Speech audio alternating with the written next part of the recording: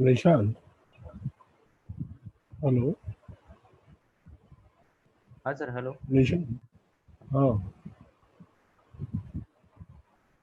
Nishant, video mute केलाय का माझा? नाही अनम्यूट हे केलेलं आहे का? नाही, पण नाही व्हिडिओ स्टॉप केलाय का? हा? हा आता बघा. नाही, मिस्त्री सरांचा आलेला आहे. हॅलो, तुम्ही गुड चालू आफ्टरनून करा ना. सर. तुम्ही चालू करा ना तुमचा व्हिडिओ. हो, ठीक आहे. हा मी होस्ट आहे ना, तर तुम्ही आलाय. Yes.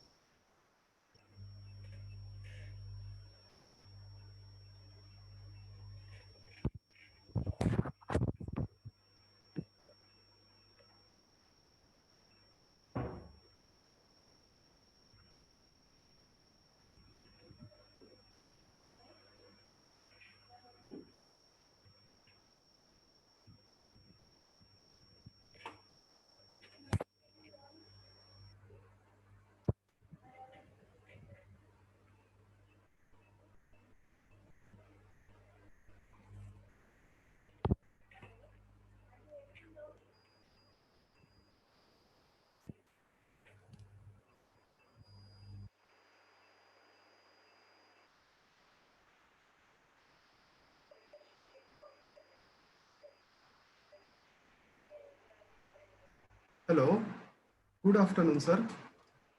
Good afternoon. Hi. Welcome, sir. Welcome. Yes. Good afternoon, sir. Good afternoon, Dr. Smith. Thank you. Sir, would you like to see the sharing of screen? So shall I share my presentation? Yeah, I'll do that. We will see.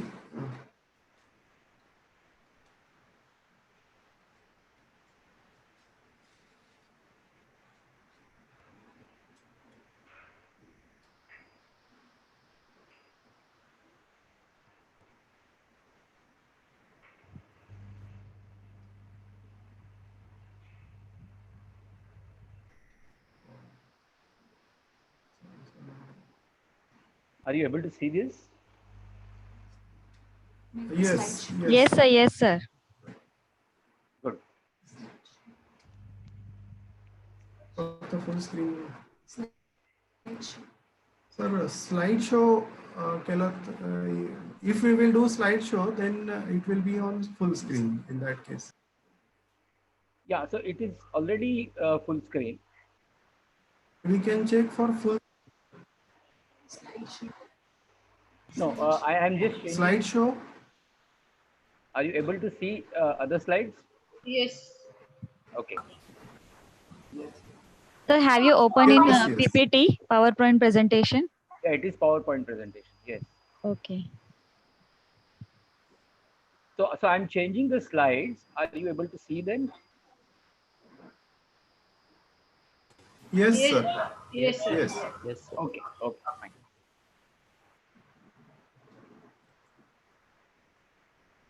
Full screen नाही सांगायला लागलं.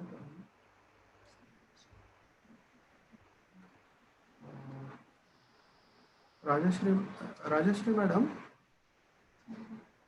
अच्छा.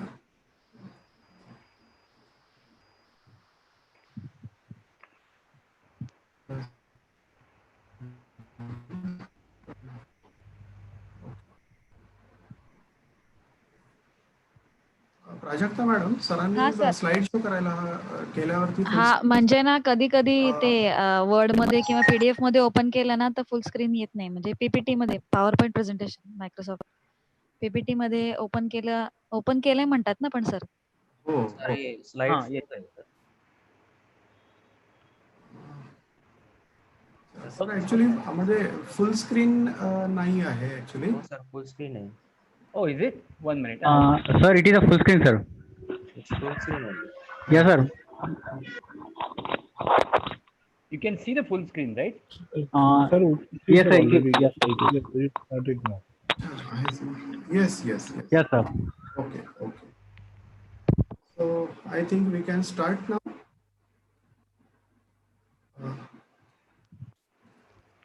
Shall I start, sir? Yeah, please. Yeah, thank you, sir. Welcome all, dear participants, co-conveners, and organizing committee members of this FDP.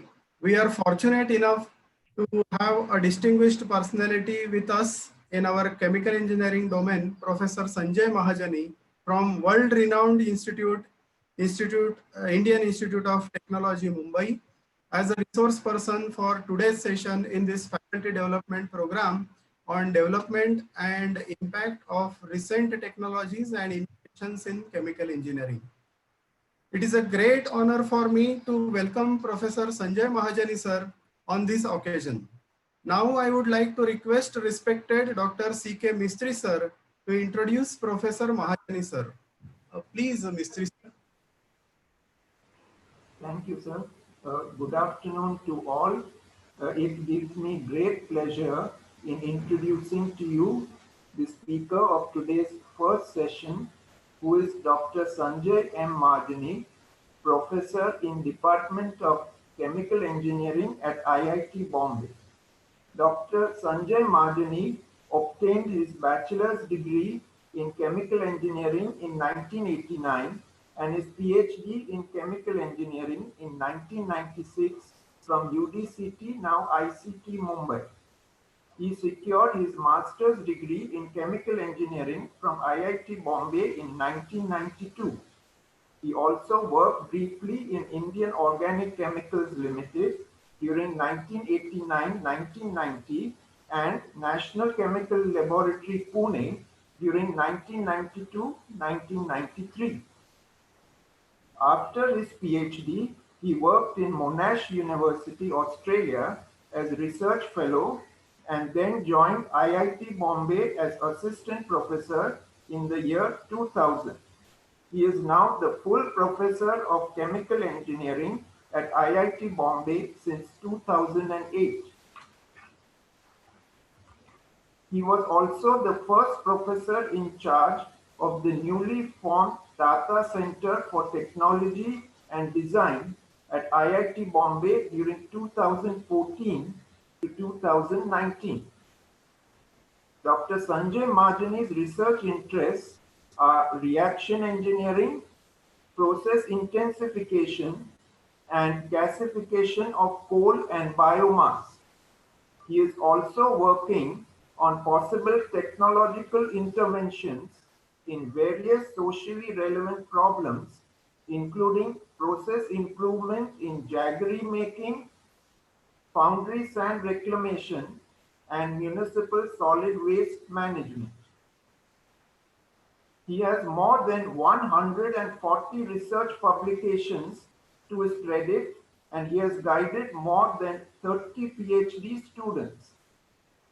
Some of his notable awards include Excellence in Teaching at IIT Bombay in 2008 and 2016, and P.K. Patwardhan Technology Development Award, IIT Bombay in 2012. The topic of his talk today is process intensification through multifunctional reactors. I now request Dr. Sanjay Mahajani to take over the session. Please, sir. Thank you, Professor Mistry. Am I audible? Yes, Yes, sir. Yes, sir. Okay, fine. So, thank you for that nice introduction. I'm assuming that I have 1 hour, uh, and I've planned in such a way, and we'll take up question and answers later in less 10 minutes. But if I don't know if it is okay, like you can ask questions in between, you can post your questions on chat, and I will try and answer them as and when they come in front of me. Uh, just to introduce you to the topic, shall I put the video off? I think that would be better so that we get better bandwidth. Okay, sir. Okay, sir. Okay. All right. So as the title says, we are going to talk about process intensification uh, through multifunctional reactors. That is the two different concepts that I am introducing in this topic: process intensification and multifunctional reactors. So when I say process intensification, as the name says, the idea here is an existing process. Okay, the chemistry is well defined. I know the raw material, I know the product. Okay, can I do something so that I increase the performance or enhance the performance of the process? Now, performance can be gauged in many ways. Okay, of course, finally it is attached to either cost or environment, right? So, whichever way we want to enhance the performance of the process, that particular method used for this is called as process intensification. As simple as that. And what is multifunctional reactors? 1 minute. I had some problems. Okay. And what is multifunctional reactors? Multifunctional reactors, again, as the name says, you have two different functions happening in the reactor. Okay. That means reactor is meant to carry out the reaction. But apart from reaction, if you're doing something else, okay, to enhance the overall performance, then it is called a multifunctional reactor. So example can be, you can have some separation process happening with the reaction. Okay. So then in that case, I call it as a reactive separation, okay, or separative reaction, whichever way you want to do it, right? So that means any other operation that is performed along with reaction in in the reactor is called as multifunctional reactor. So if I adopt a multifunctional reactor in my process, okay, and increase or enhance the performance of the entire process, in that case, it's called as process intensification through multifunctional reactor. I hope it is clear, right? So now we look at separation processes. So what I'm going to talk about, going to discuss in today's lecture, of course, a very vast field. There's so much work that has been done, that so much work that is going on, right? It is difficult to cover everything in 45 minutes. Okay, I'm going to touch upon few important multifunctional reactors. Uh, to be specific, two of them, which we have worked a lot in our laboratory for last 20 years. Okay, so now what you have in front of you is a plot on which x-axis you have age maturity and y-axis you have technological maturity. Okay. Now, if you look at different separation processes, right? Distillation, absorption, adsorption, or extraction, right? From age maturity point of view, they have been practiced for quite some time. Okay? There's so much confidence people have acquired in developing these processes for given separation and scaling them up and so on. We don't really need to have pilot plant for distillation, right? Because there's so much knowledge available, there's so many experts available, technology has matured a lot, right? So it appears in the top right corner, okay, all this separation process, right? Whereas if you look at some of the other separation processes, though they have been there for quite some time, still uh, uh, relatively new, at the same time technologically not that mature. Okay, so again the list shows you have chromatographic separations, reactive separations, right, membrane separations, supercritical extraction, applying electric field electrophoresis and all, using surfactant and so on, right? So these are the processes where there's so much research needs to be done, right? And uh, and try and exploit as many advantages as possible from them. Okay, so even if you see a traditional chemical plant, you don't see many of these processes being practiced very commonly, right? That means there is enough confidence to be acquired so that they can compete with those which are technologically mature, right?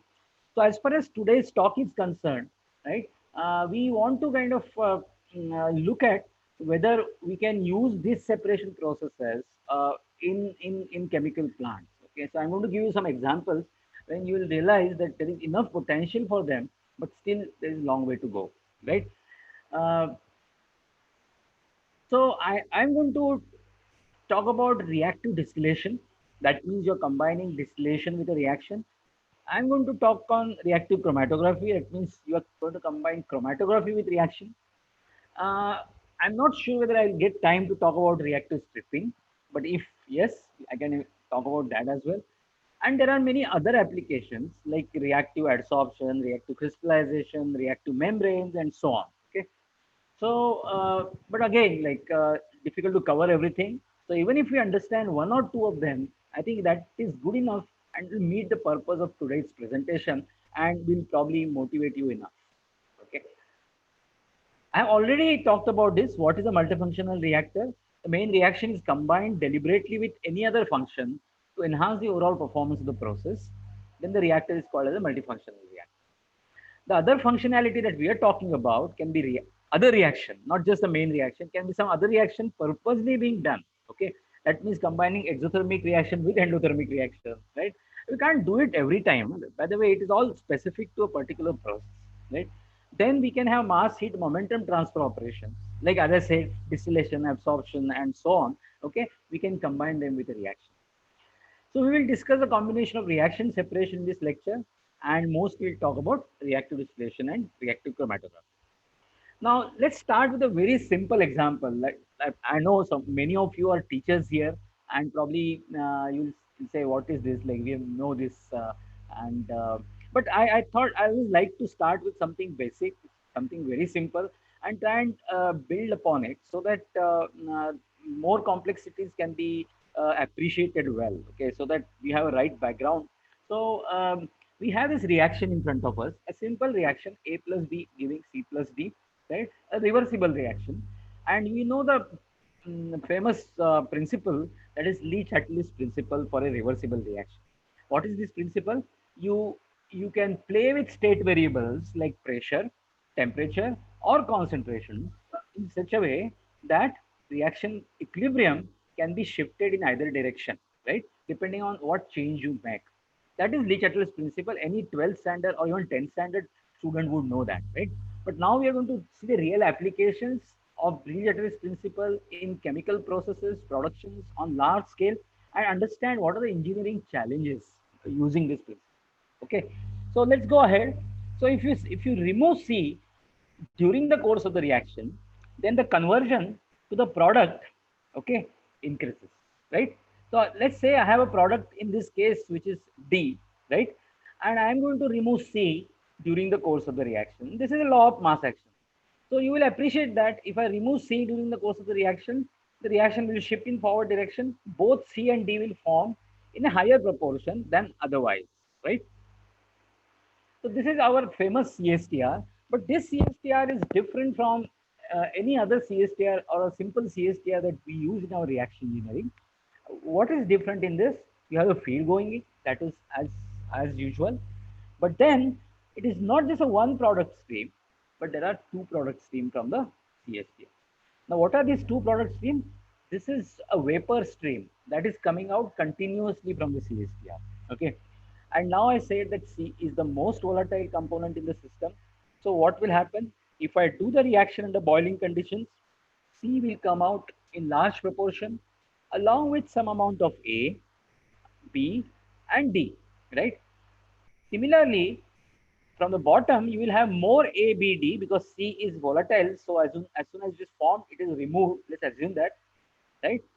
So in this particular case, as per the law of mass action and Lee-Chatter's principle, you are going to get higher conversion towards D, right?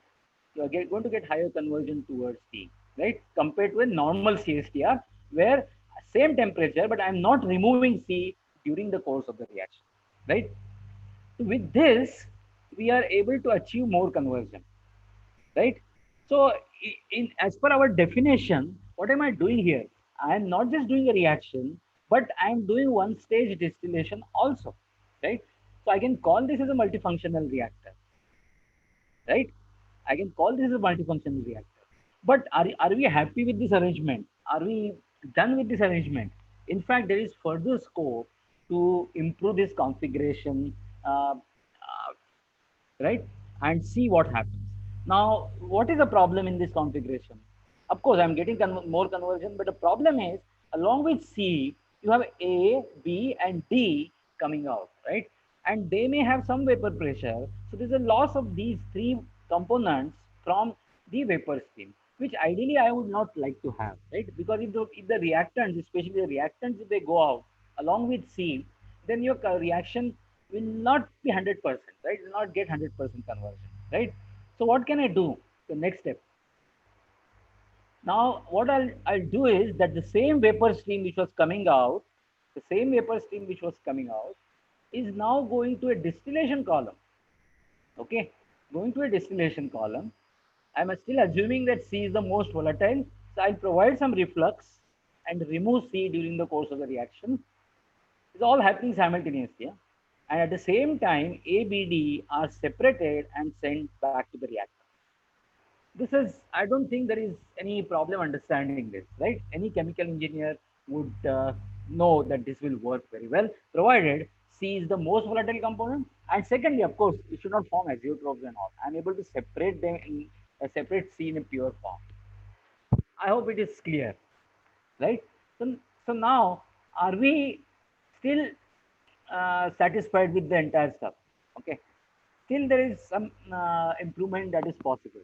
Now look at this particular stream.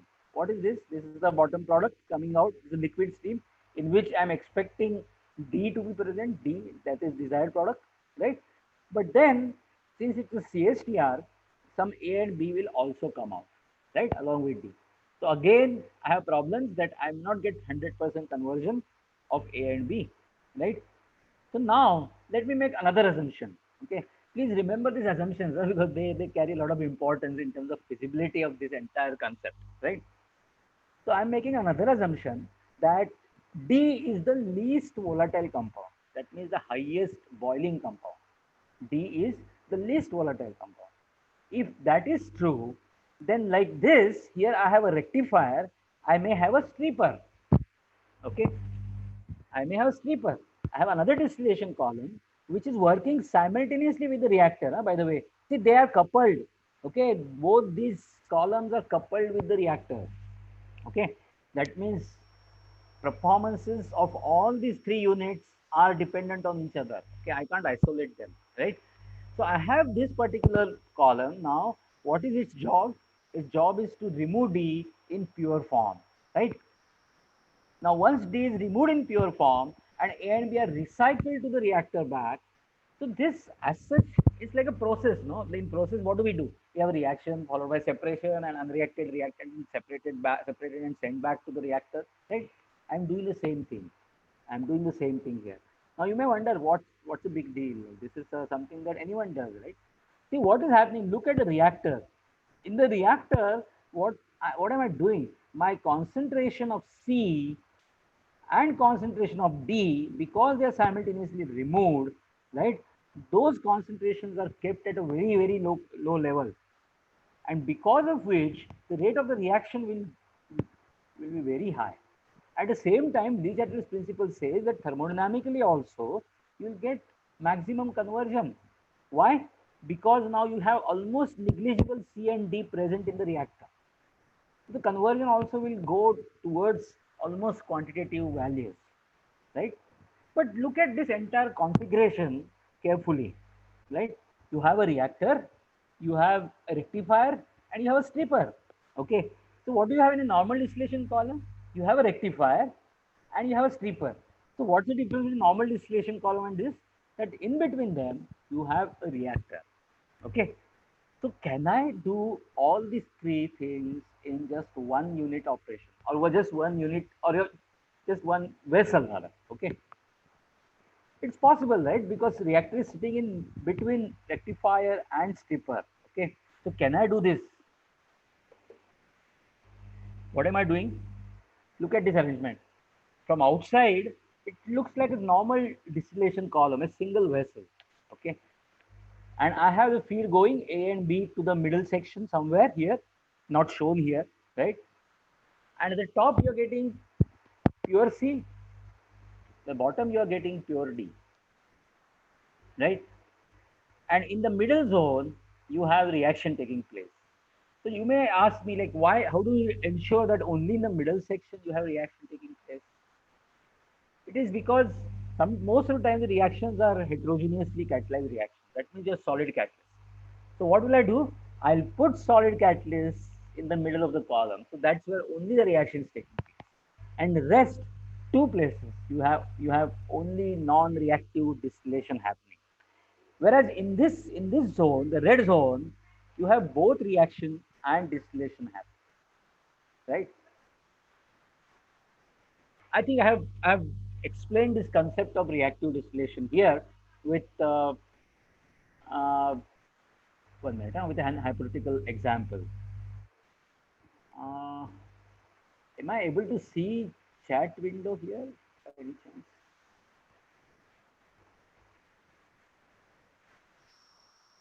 Okay, I'm just keeping my chat window open so that oh, somebody is saying not getting your voice. When was this said? Yes, sir, you can keep your chat window open. Yes. No, my point is my voice clear? Rather, because No, Yes, your yes. voice is clear, sir. So there may be problem on other side. okay, fine. All right. So I don't need to worry about this comment. Fine. Yeah. Sir, Mahajani sir, Yes. can I say something? Uh-huh. Participants, I would like to tell you, if you are getting a breaking voice, please rejoin the session.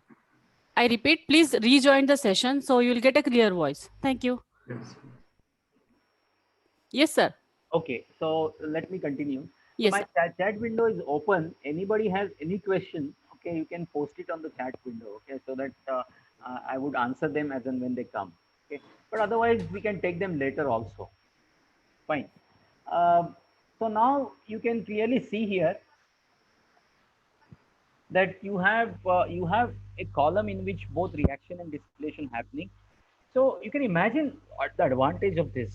Okay, I'm doing the entire stuff in just one column. See, typically a chemical plant has what reaction followed by downstream processing, recycle, pumping, compression, so many things, right? And that's why chemical plants look so big.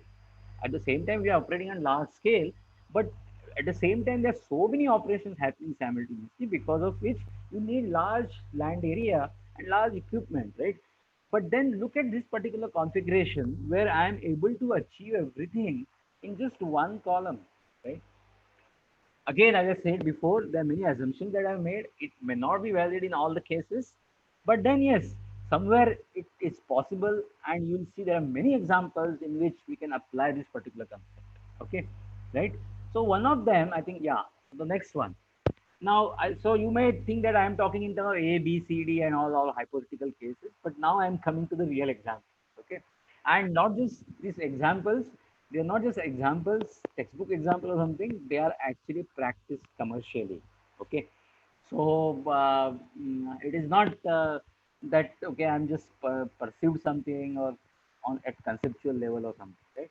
So this is a famous plant. In fact, this particular process gave a lot of publicity, a lot of boost to reactive distillation.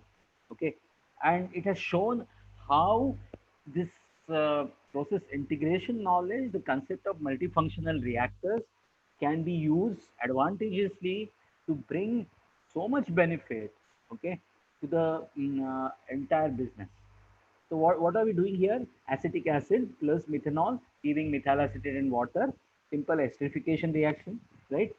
The old plant that you see on the right hand side, okay, what does it have? You have, so by the way, red means reaction and blue means no reaction. Okay, that's a convention I'm following here, Ahmad. So look at this. You have a reaction happening, and you have so many distillation columns. So how many distillation columns? 4 plus 5, 9 distillation columns. Okay, and it's a big methyl acetate plant. A conventional methyl acetate plant is very big. Why? It's all because you get only 65% conversion here because the equilibrium limited, and then the products. Okay, methyl acetate and methan water and all, they are so nasty in the nature.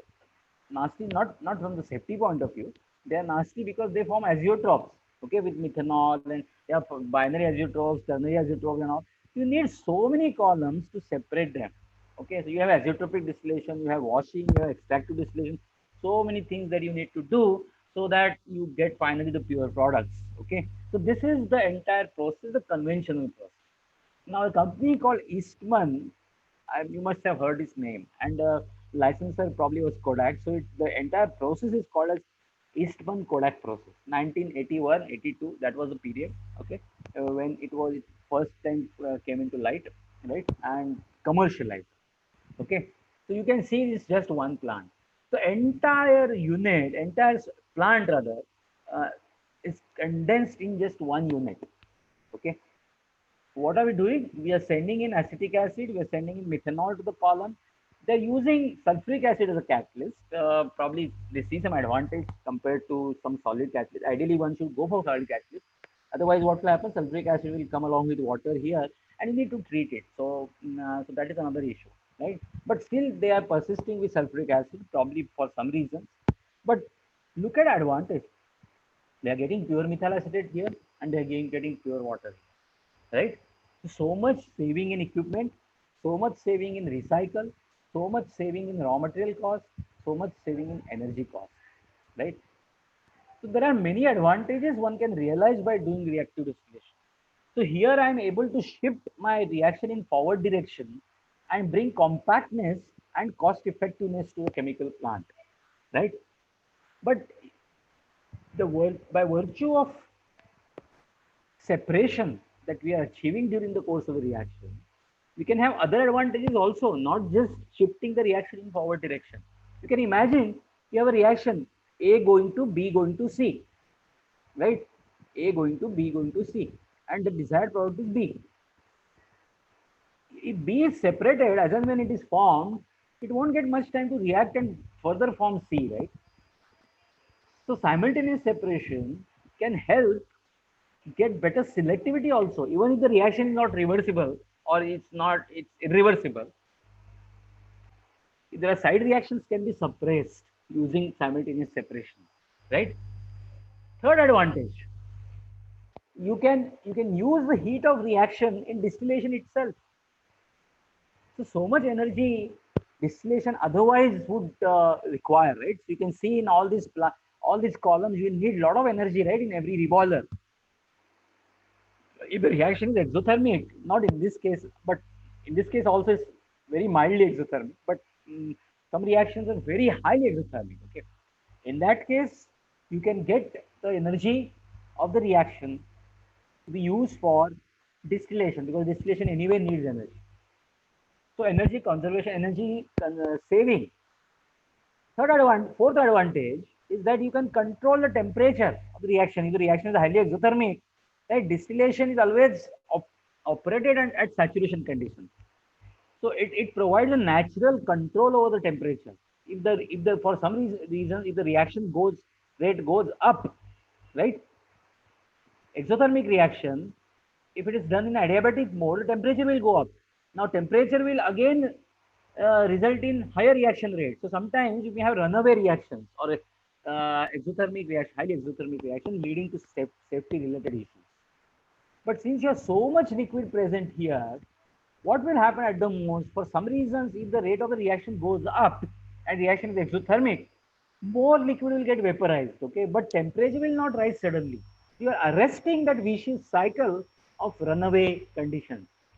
I'm probably going a bit fast, but I think I have so much to cover. Okay, that's why like I thought, and these are some of the things that probably not that difficult to understand. Okay, but if you think I should go a bit slower, just post it on the chat. All right. So this is about methyl acetate. Now you might have got convinced, okay, that I'm not just talking in air, and there are many examples. Okay, and last 40 years, this plant is functional and making money like anything. Okay. Another example. So I'm now next two slides. I'm going to give you some examples which are very relevant in industry. Okay, and then I'll give you some examples of the reactions that we have developed or we have worked on in our laboratory at IIT Bombay. Okay, right. So what is this? Have you heard about MTBE, methyl tertiary butyl ether, a very famous molecule which is used as additive in petrol. Typical percentage is 8 to 9% in petrol. Most of the countries use it as a fuel additive. It provides oxygen for efficient burning. At the same time, the octane number is also increased because MTP has octane number 116 or so, and small amount addition will enhance the octane number, and that's good, right? So MTB has become quite popular. Okay, from 1980 or 85 onwards, like it really so it replaced this environmentally polluting substance called tetraethyl lead. So you I don't know, some of you old days, like you had something called a leaded petrol. Okay, nowadays you don't see leaded petrol. So leaded petrol means like in order to increase the octane number, people used to use tetraethyl lead. But then lead used to pollute atmosphere, and then all these cars were designed with an engine which can take MTBE in place of lead. So it has got a big demand. Okay, so 7 to 8% in gasoline or petrol means you can imagine how much is the requirement, right? Because typically we use 10,000 million tons of petrol in the world, right? Like, and 7 to 8% of that is close to 100 tons, right? But of course, not all of them will be using. So it would be of the order of 40 to 50 million tons demand for MTBE. So you can imagine, right? And why I'm talking about MTBE? Because MTBE is made mostly, 50 to 60% of MTBE plants are using reactive or catalytic distillation technology. It's also called as catalytic distillation, no? Reactive distillation or catalytic distillation. Sometimes people call it a distillation column reactors. Okay. Anyway, so now look at this feedstock. Now, why it is so interesting and important is this: you have a C4 stream. Those who are conversant with petroleum refinery would know that typically the C4 stream comes from FCC, fluidized catalytic bed cracker. Okay, and then it has so many C4 components. Out of them, this isobutyl is the most important one, and we want it to react with methanol to form MTBE. So now, one thing would be to separate this isobutene from all these C4 components and make it react with methanol. If you do that, then the separation cost will be tremendous. Okay, because all these are close boiling. All these are close boiling because there's not much difference in their molecular weights. No, that's why they are close boiling, right? So separating them by the normal distillation is a problem. Now here, anyway, I want to make MTBE. I choose a catalyst such that the most reactive of all C4, except butadiene. Of course, it's an exception, butadiene. Okay, there's not much butadiene in FCC C4. Okay, butadiene has to be made separately in cracker. Okay, separate gas crackers. So forget a butadiene. But out of all these rest of these four components, okay, uh, isobutene is the most reactive. So can I have a reaction in which only isobutene reacts? So the separation is done automatically. And anyway, I want MTBE, right? And I again get the conversion to 100% by simultaneously separating my product. So look at this particular slide. So what am I doing here? You have a reactive distillation column. You have methanol and C4 going in, right? The bottom product is MTBE, which is a high boiling component. Okay, in a normal reaction, if you do it, the conversion will be of the order of 90 to 91. Sorry, it should be 90 to 91. And with reactive distillation, you can go to as high as 99%. Okay, right? So this is again a reversible reaction. The catalyst used is cation exchange resin. That's why I have only reaction taking place in this zone. If your catalyst was here in this part, what would happen? MTBE will crack back to methanol, and so this reverse reaction will take place. See, MTBE will go back to methanol and isobutene in this part, right? But I am not allowing that to happen because there is no catalyst present, there is no reaction happening. See, you get an advantage if you have a heterogeneous or solid catalyst, you can put it in a particular zone in the reactive distillation column and make sure that only in that particular part the reaction is taking place. Another point to be noted here is that typically the mole ratio used has to be stoichiometric, right? If it is stoichiometric, then only methanol or excess reactant won't come out, right? There is no excess reactant. If they stoichiometric, then only they will come out like this. So this C4 will not have isobutene and will have MTB. But in reality, they use small amount of excess methanol to make the catalyst stable. Okay, and the activity has to be slightly on the higher side. Otherwise, what will happen? You have diisobutene and other things will forming. Okay, which are side reactions. Just to avoid that, they use excess methanol. But methanol doesn't come out with MTB. Methanol goes up along with C4, right? Yeah, and then you can separate methanol from isobutene in a separate operation like membrane operation. There seems to be some question. Can I stop here? Atul Tripathi. Hello?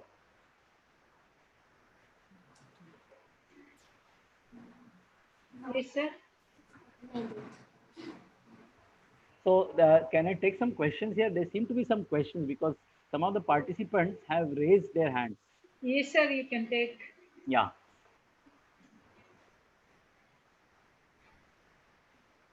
So please.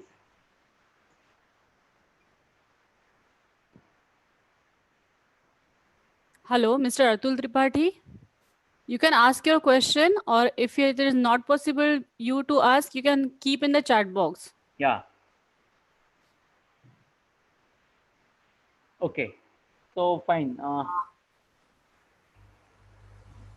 Hello. Yes, sir, please continue. I'll continue. Yeah, Okay. hello. Basically, microphone was not enabled. Can I speak now? Okay, fine. It was So basically, sir, I just wanted to know in the reactive distillation, right now you suggested that we pack the catalyst in the middle zone, right? Yeah, right. So I mean, I have really very little experience in reactive distillation, but you know what problem I faced was how to pack the how to do the packing in the reactive distillation column. Okay, fine. It's a good question. Maybe I have one slide later. If it is not there, I will explain once we complete this discussion. Okay, sir. Okay, but it's a good question. In fact, most practical and relevant question. See, these are the issues, no? That's the reason, like, somehow conceptually everything looks to work well on paper, but getting it to a plant scale becomes a problem. But it's a very good question. We'll address that if I have a slide later. Otherwise, I will explain to you orally. Okay. Yeah. Any other question? All right. So, first we'll look at examples and then we'll look at the configurations and all. So by the way, the catalyst is not just put in the middle part of the column. It can be upper part or lower part. That's the beauty. Okay, you have a choice. Sometimes you can have catalyst only in the rectifying section and there is no react. So this is a very general configuration. The one I'm showing, general configuration, right? So you may have rectifying section height 0, possible. Okay, it all depends on the kind of system that you have. These volatilities of the components, no, they are important. Okay, right? And not at every time you should get 100% conversion. Okay, you can get enhanced conversion, that sometimes it's good enough. Okay, and that may improve the overall economics, right? So the one example that I gave you, the first hypothetical example was ideal example, right? But now we have reactive distillation applied, even if we get higher conversion than the conventional, but not necessarily 100. Okay, and there are many. Uh, you have to go through a very systematic procedure for the conceptual design of this column. So what kind of configuration will I have? Okay, so it's very crucial exercise that one has to perform in laboratory before we actually come up with the right configuration. Anyway, shall we go ahead? Oh, I think there is some problem. Yes, sir. Okay, right. So now that brings me to what the discussion that we were making, we are doing rather.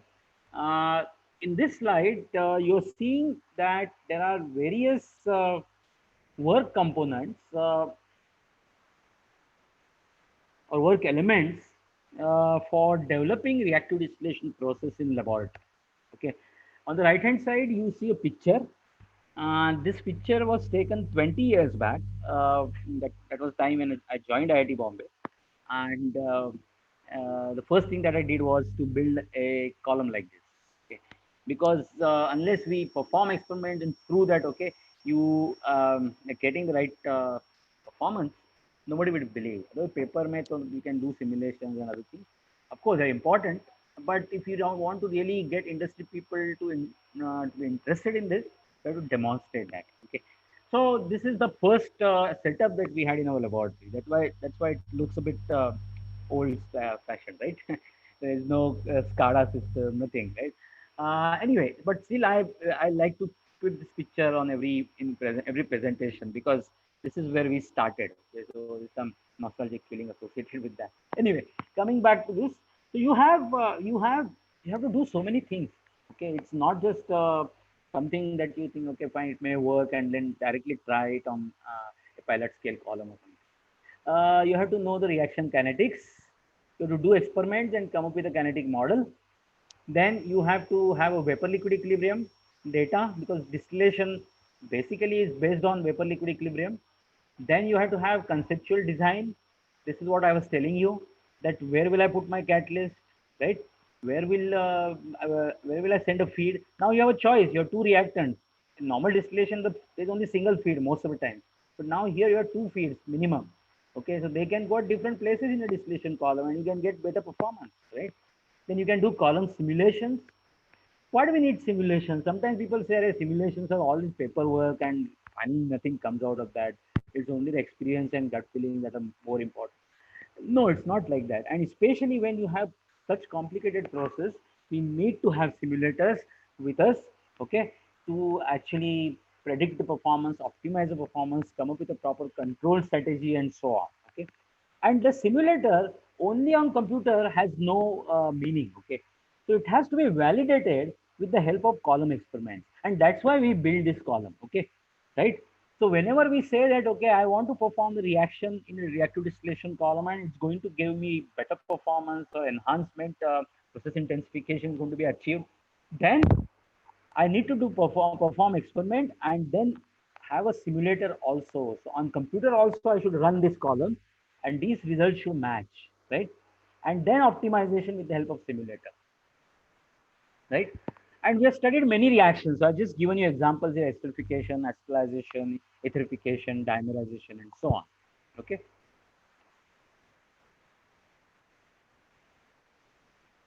Taking time to switch over, go to the next slide.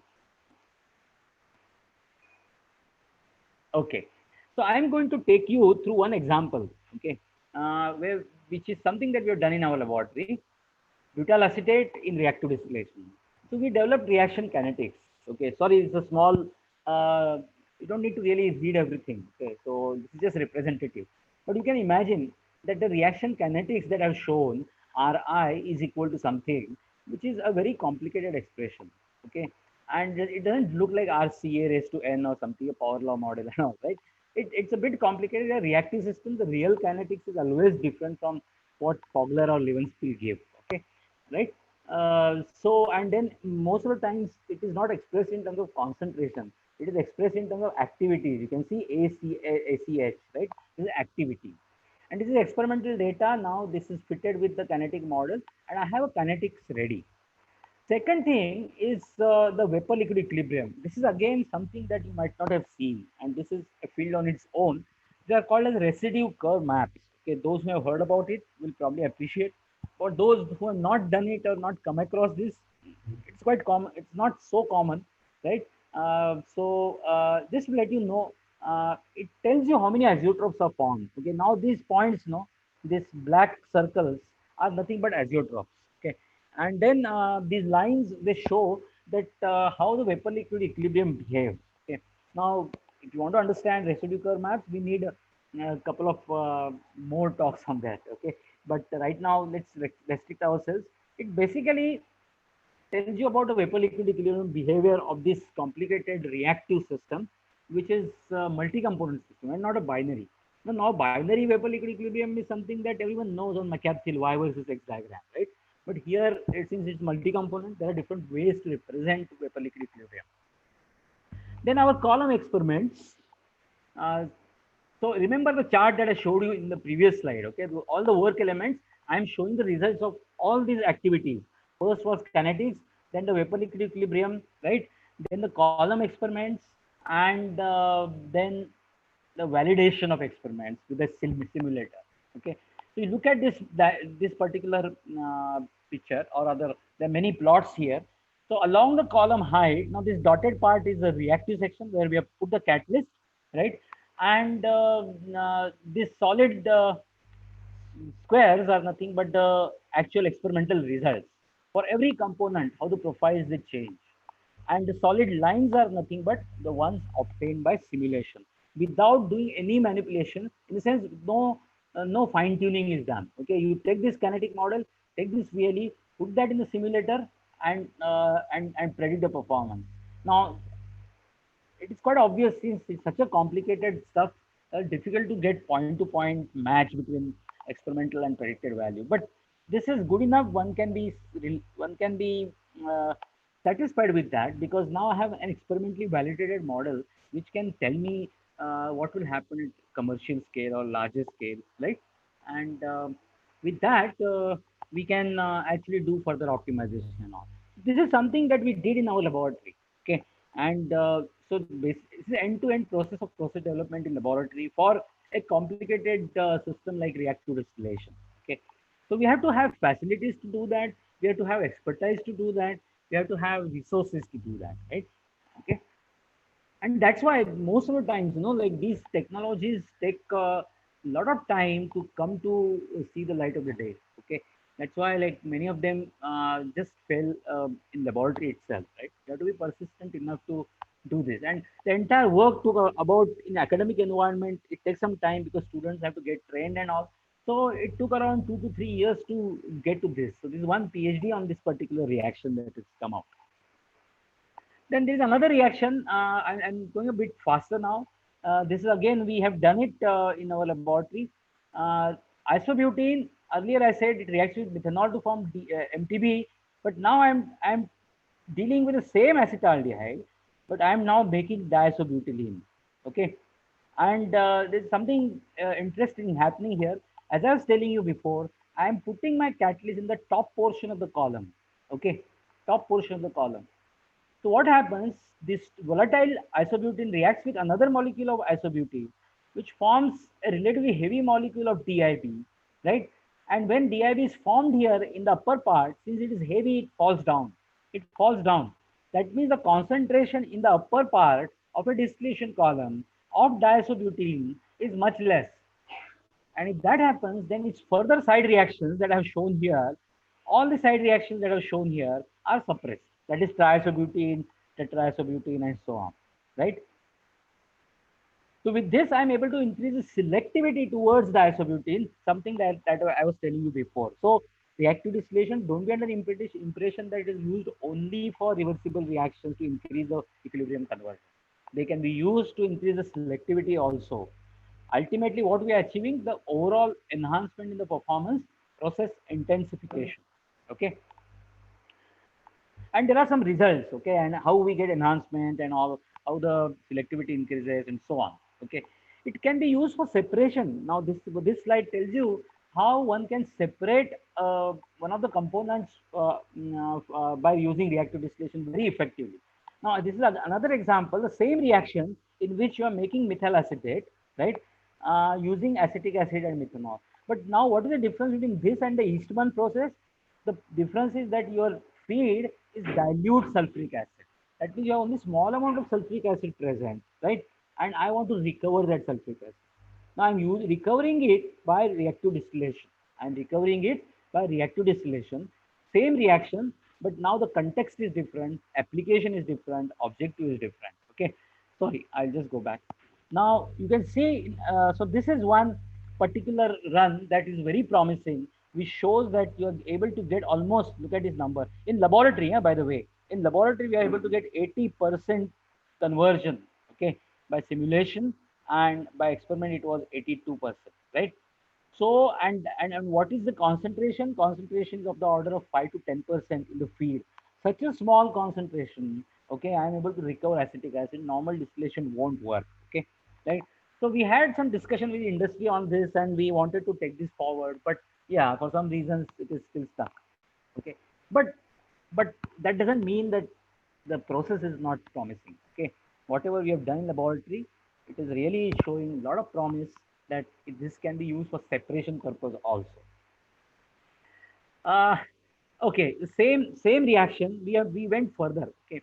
Now here I want to tell you that it is not so easy to operate a reactive distillation column. So far we looked at it as a concept. I told you different elements to develop the process. Once you develop the process and try and implement it in industry, how is it compared to other processes and normal conventional process? Okay, so now I am looking at the operation part of it. Okay, I am comparing operation of the enhanced multifunctional reactor process with the operation of the conventional reaction followed by distillation process. Okay, right? So on the left hand side, of course, this is again comparison of experimental and simulation results. That is fine. Now I want you to see this particular graph. Okay, it is again not so clear. Okay, let me tell you what it is. Okay, on the x-axis we have a reboiler duty. On the y-axis we have conversion, right? And what does this graph say? As we go on increasing reboiler duty under otherwise similar conditions, right? What happens to the conversion? Now you see this typical behavior, and sometimes this behavior is obtained just because we are handling a very complicated process like reactive distillation. Okay. So what is happening here? So for different reboiler duties and different positions of acetic acid feed locations, you are getting different plots. Now I just want to bring your attention to one of them. Okay, so just consider this pink one. Okay, what is happening? As we increase the reboiler duty, the conversion is increasing, and then it suddenly drops down and goes this way. Now, this typical behavior, what does it mean? For a given reboiler duty, at steady state, I may have three different values of conversion. So what does it represent? It represents the multiple steady states. Now, multiple steady states is something that is very rarely observed, and those who are teaching reaction engineering subjects in their respective colleges, there is a chapter on exothermic CSTR. Okay, in I don't know, it's probably chapter number 10 or 11 in Fogler. Okay, there they're talking about how a CSTR can show a multiplicity in its behavior. That means you may have multiple steady states. And when such thing happens, we have to be very careful in terms of operating that plant. What is the relevance of that? How it is relevant? What impact does it make? It's like this. Imagine you are operating a column and you are operating at this particular steady state, and you are at a particular relativity. You are getting 95% conversion. Fine, you are happy. Okay, everything is going smooth. Now, something happens. Okay, and this is quite likely to happen in any running plant. Some disturbances. Feed temperature may change, feed composition may change, column pressure may change, something may change. Okay, and if that change is really not so good for your process, what will happen? The change may happen for few minutes. Huh? It may not be for a longer time. So that change happens, and again things come back to original steady state. Now, if within that time, okay, within this 2-3 minutes or 5 minutes, column will start responding to this change. Okay. Now the reactive distillation column being highly non-linear, that's why it's called a non-linear dynamics. Okay.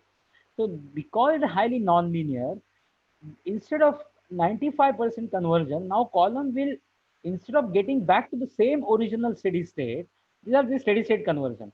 Column may go to some other steady state. And at the same revolver duty, what is the concentration is 60-65% conversion that it will show. So there is a possibility that column may switch over from one steady state to another steady state depending on what fluctuation is happening, the extent of fluctuation, and so on. There is a danger that a column, the same column designed under similar conditions, can go from one steady state to another steady state, spoiling the purity, spoiling the conversion. It's all happening because of complex interaction between reaction and distillation. Highly non-linear process. Highly non-linear process. 1 minute. Huh? Yeah. Okay. So somebody asked this question. So how do we pack this catalyst in a distillation column? Okay. So there are different types of packing. Okay. And there are some of them are available they're offered by many chemical companies. Okay. Packing suppliers like Sulzer or Coke Engineering and so on. Okay. So you may have so the simplest one is tea bags. Okay, so those who are using tea bags, okay, would very well appreciate that. So what are tea bags? They are porous bags in which tea powder is present, and I put that in liquid so that there's a contact of the powder with liquid, right? So in a distillation column, suppose you're using ion exchange resin, which is about 3 to 4 millimeter diameter. Sorry, not even that. Okay, about one millimeter diameter. If you want to put that in a column as it is, okay, then it will choke the entire column, right? Instead of that, you can put them in metal bags, and those bags can be used to pack the column. Okay, so that there is enough void space between those bags. Okay, and so look at this particular. So you have these bags. Okay, so vapor will find space to go through. So now the vapor lines will go through these bags, and liquid will go through go in the bags. Okay, right? And the contact of liquid and solid will happen, and vapor liquid contact, which is necessary for distillation, will happen anyway, right? So this is the three levels of porosity concept. Okay, right? So this is how there are many ways of packing the catalyst. Anybody wants to know more about it, I can provide some literature also on that. Okay. So will reactive distillation work every time? Of course, the answer is no. Though I have talked a lot praising this particular technique, it has its own limitations. Okay. So this is one example. Don't really look at those graphs now. I've just checked the time. We still need some time to talk about reactive chromatography. But just to keep in mind that it is not a versatile operation that can be used for any reaction. Okay, so we tried this for bio oil and we realized that there is this deactivation happening. Okay, now look at this particular graph.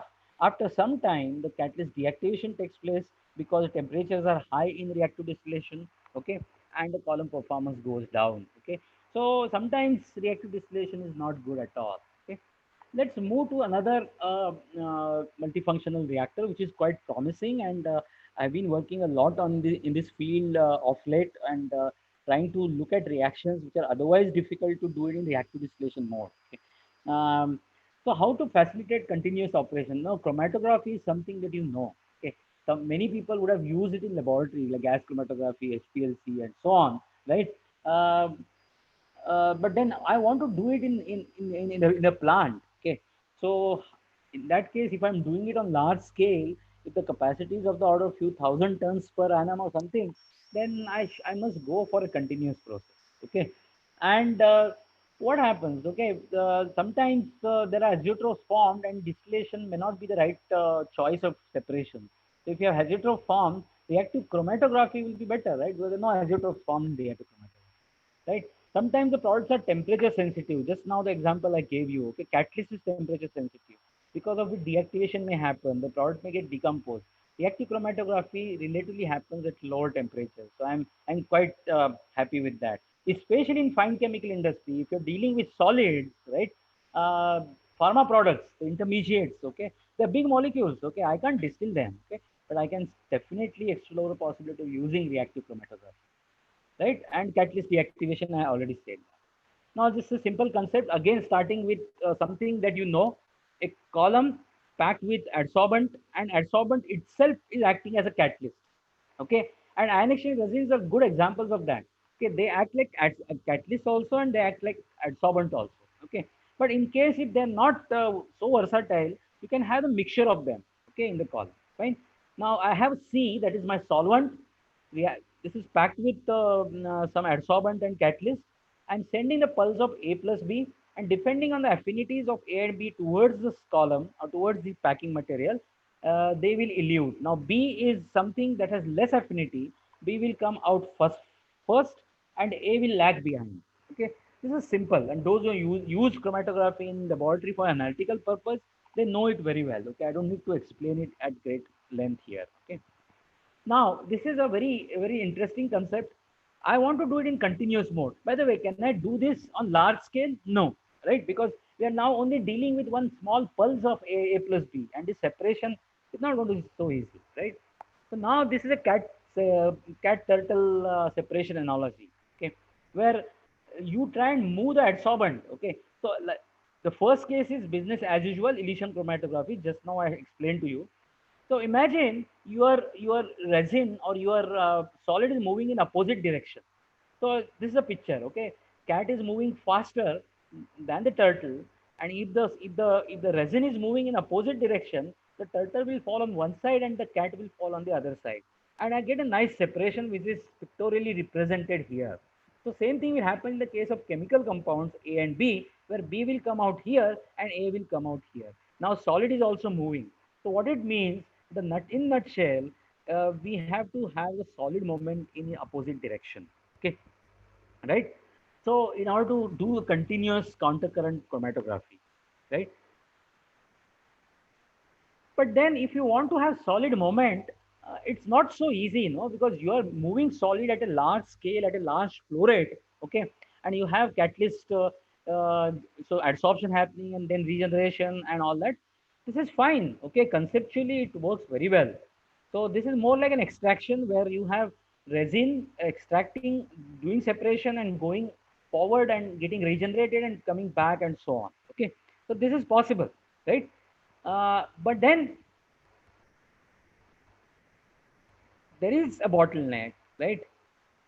Solid stream movement is a big problem, okay?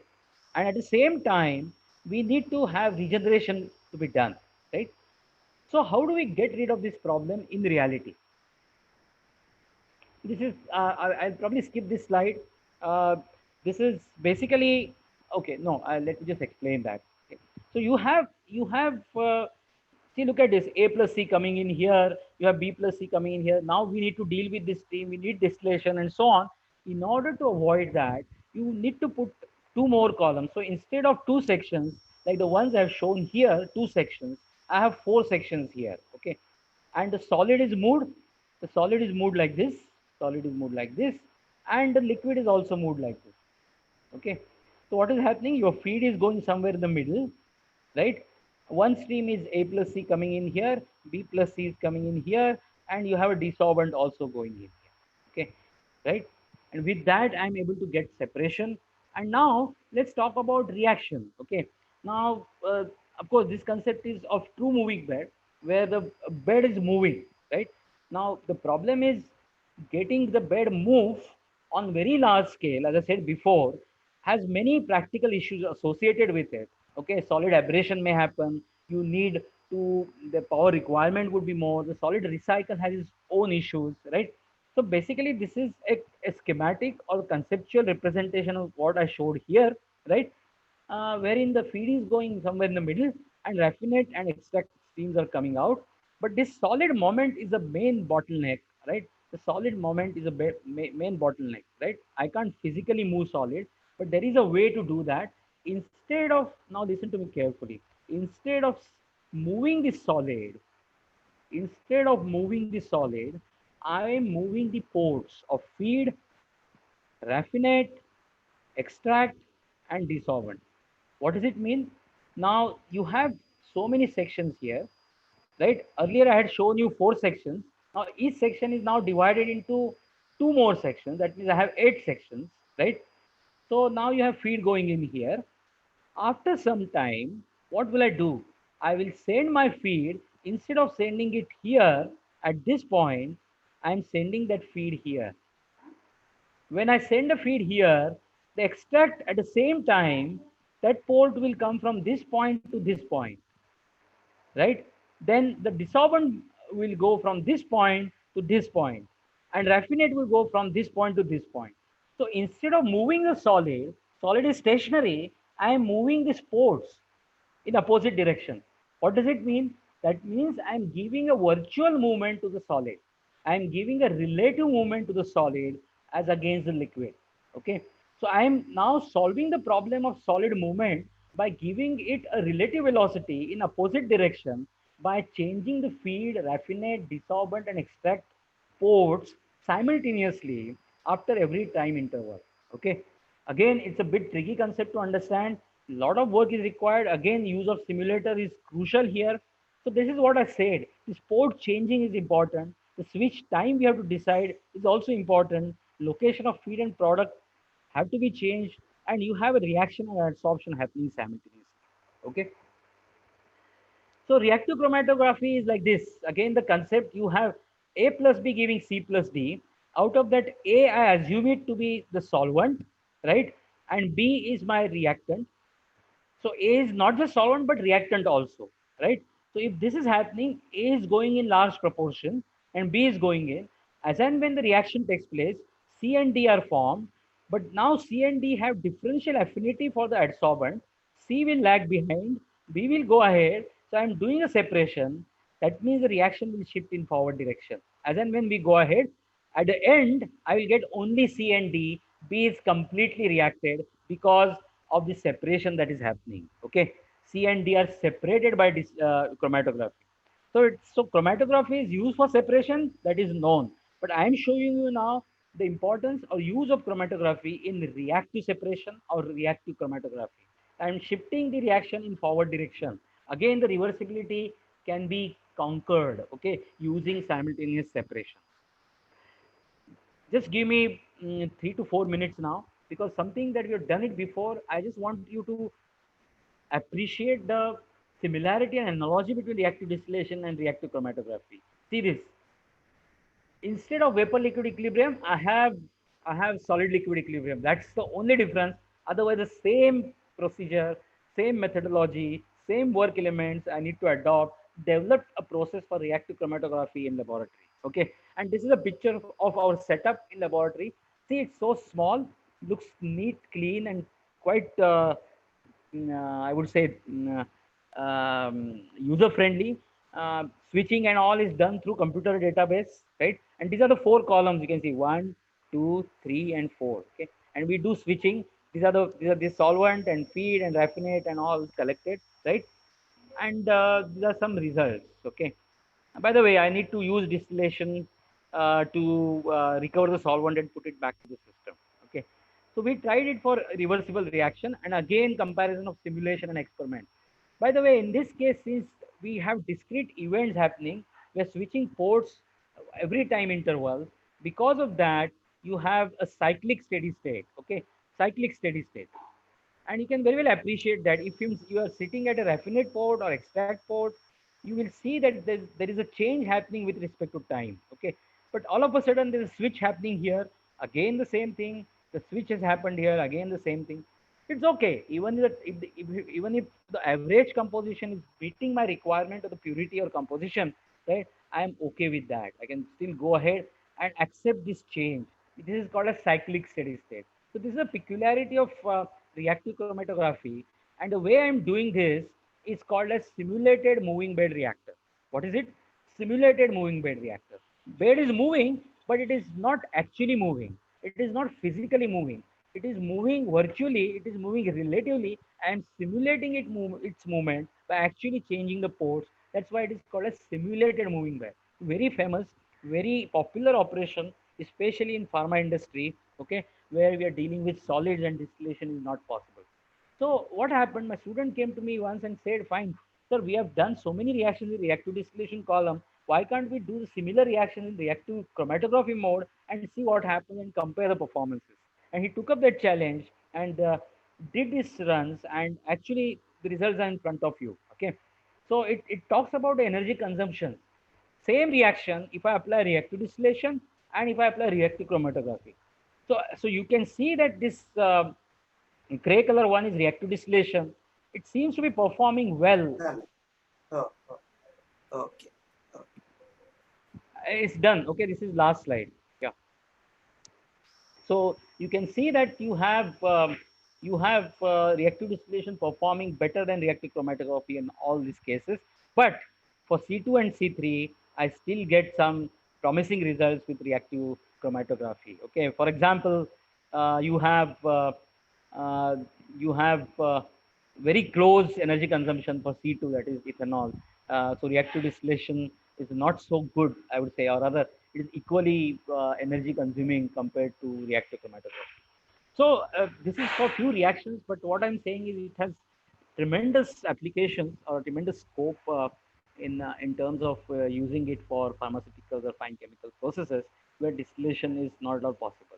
Just to summarize, separations through reaction is still an unexplored area, especially the processes like reactive chromatography and all.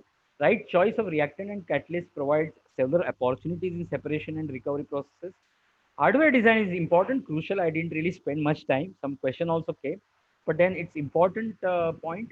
And of course, modeling and simulation play an important role in process development. Let me stop here. I'm really sorry it took some time. I exceeded by about 5 to 6 minutes. But if there are Okay. some questions, I can still take them. Or Yes, sir. One question is from Himanshu Sanklecha. Is reactive distillation suitable for low rate reaction? Because for more conversion, it requires large volume. yeah, I agree with that. Definitely, we have to do some analysis to see whether reactive distillation works very well or not. Um, but I didn't tell you actually what I talked about is only continuous system. Okay, reactive distillation can still be done in batch mode. Okay, so typically it's a decision that one has to take whether to go for a batch process or continuous process. If the reactions are slow, typically they are performed in batch mode. Okay, we can't have catalyst packed in a distillation column and do it in continuous mode. Okay, so when you do a batch reaction, yes, uh, uh, but still you can remove the product during the course of the reaction in a batch reaction batch reactive distillation mode. Okay, so the whatever discussion we had was for continuous reactive distillation, but one can have batch reactive distillation if the reactions are slow. I hope that answers the question. Okay, sir. The next is Yashasri Lokhande. If we use bags in column, what should be the temperature of fluid going to bags? After continuous flow, there may be chances of clogging of bags. How it will take care? It will be taken care to remove the clogging of bags? No, bags won't clog. Uh, unless you have any solid impurities in your feed, or if some product is forming and getting precipitated out and all, there won't be any question of clogging happening. Okay, so it's like you have bags in which these resins or particles packed. Okay, and those bags are like packings. Okay, and the space between two bags is the void through which the gas or vapors will flow. Okay, and so the catalyst won't come out of the bag. The catalyst has small particles. The pores or the mesh size that is used here should be such that the catalyst remains in the bags only. Okay, sir. Next question is Ganesh Sinde. Is reactive distillation an optimum and economically feasible process for biodiesel synthesis? All right. Okay. Sorry. See, we worked on biodiesel, and we explored the possibility of using biodiesel, reactive distillation for biodiesel also. See, the problem is like it all depends on what is your raw material. If you're using oil or triglyceride to make biodiesel, then oil is a very heavy compound. Okay, and doing reaction under boiling conditions when oil is present, is a quite possible that oil may get decomposed also, right? That's one issue. Another issue is what catalyst do you use, because if you use the conventional catalyst like KOH or NaOH, then using this homogeneous catalyst in reactive distillation becomes a problem. Okay, but if you go for heterogeneous catalyst, you need very high temperature. Okay, so basically, one thing I forgot to tell you, reactive distillation to be feasible, no, the distillation condition and reaction conditions, they should match.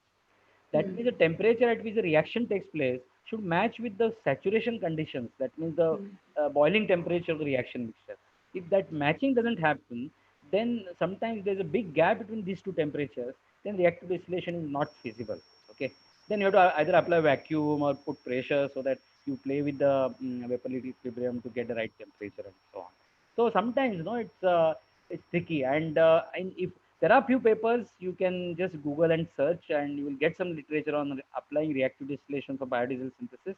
But I have my own doubts whether it will go to commercialization, because it really doesn't offer very good advantages. Some people have done fatty acid esterification to make biodiesel, and that is quite promising. Okay, so if you are making biodiesel from fatty acid instead of triglyceride, then reactive distillation shows a lot of promise. Okay. Sir, another question is Sanjay Yes. Amale. Can we carry out reactive distillation in divided wall distillation column, or any special changes we have do in regular divided wall distillation column to get good results? Right. Okay. See, divided wall column is another interesting concept. But the reason why divided wall columns like, are seeing many applications is that the purpose there is quite different. Okay. There we are trying to reduce the energy consumption for a given distillation system. Okay. And of course, combining two columns there in one column, you reduce the equipment cost and so on. Okay. But then we also explored the possibility of using divided call and divided wall column and reactive distillation. There is no good system that no good reaction or suitable reaction that we have come across where divided wall column can be used. Okay, because the purpose of divided wall column is slightly different. Okay, there the advantage is to save energy. Okay, reduce the minimum reflux ratio or vapor flow rates in the column, entire sequence. Okay, and reactive distillation of course is different, where like we are trying to enhance the performance of the reaction. Okay, so I've not come across many examples where divided wall columns are used for reactive distillation. Of course, no particular case done in commercial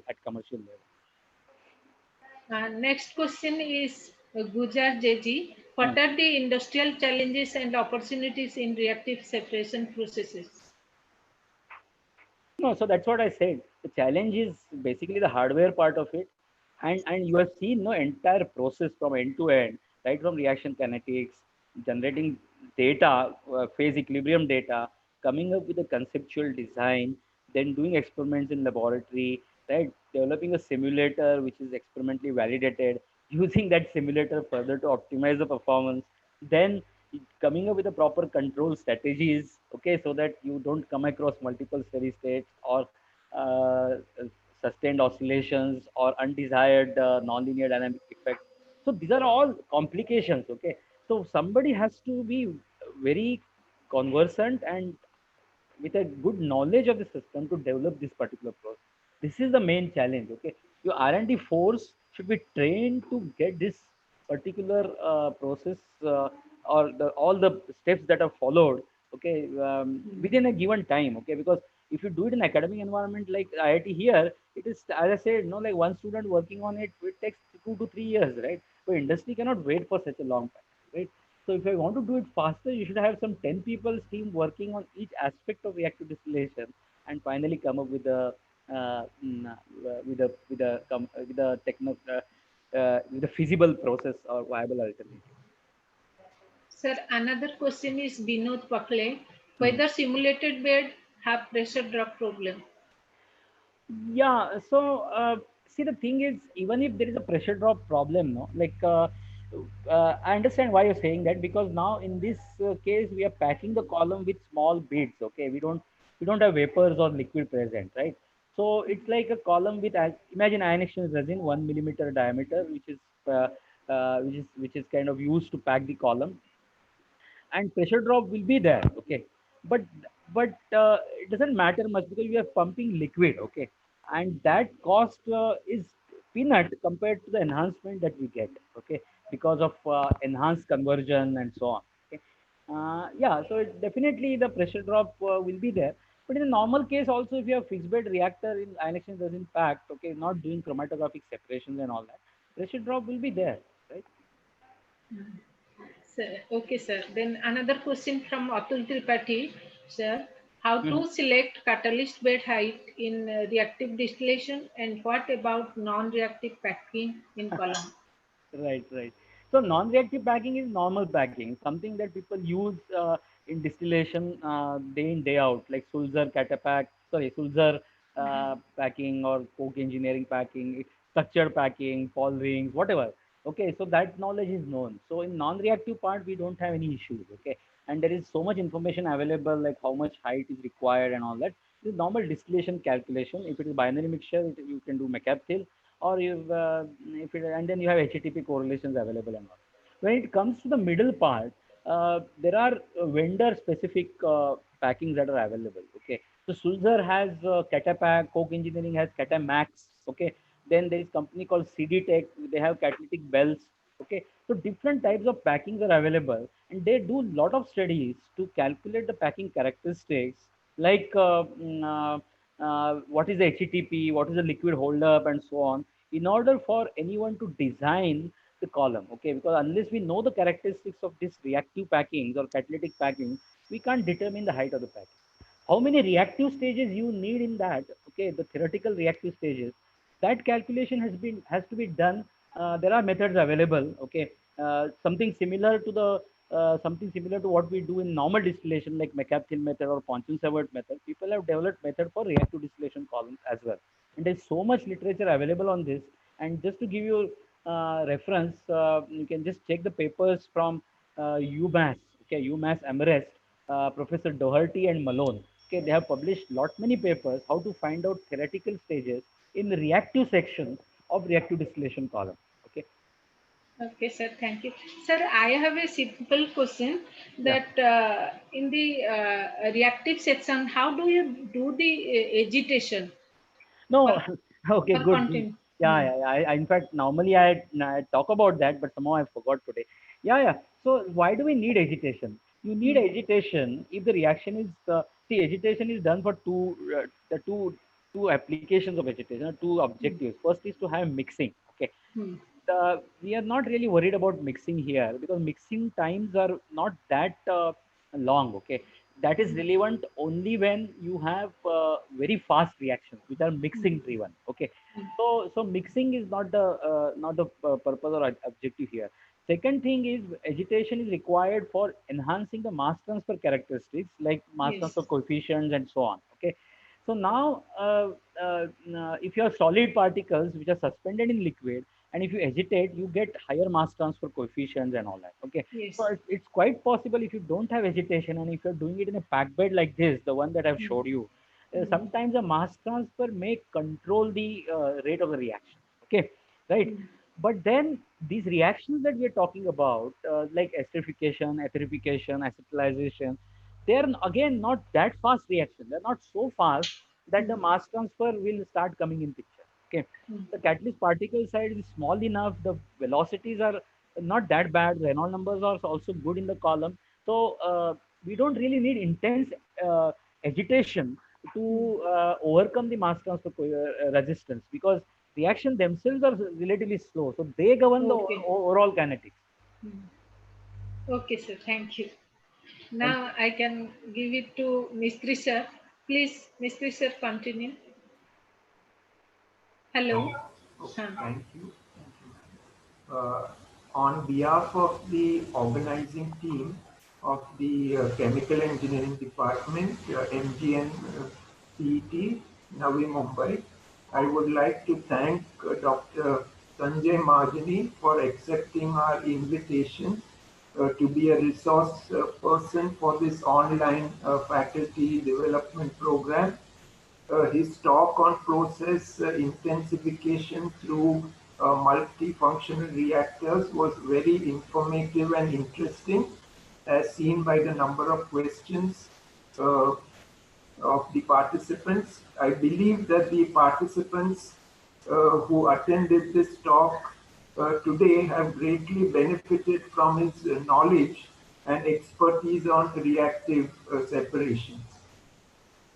I have known him since the time when I was doing my MCheming, and he was doing his PhD in chemical engineering under the guidance of Padma Vibhushan Professor M.M. Sharma at UDCT, now ICT Mumbai.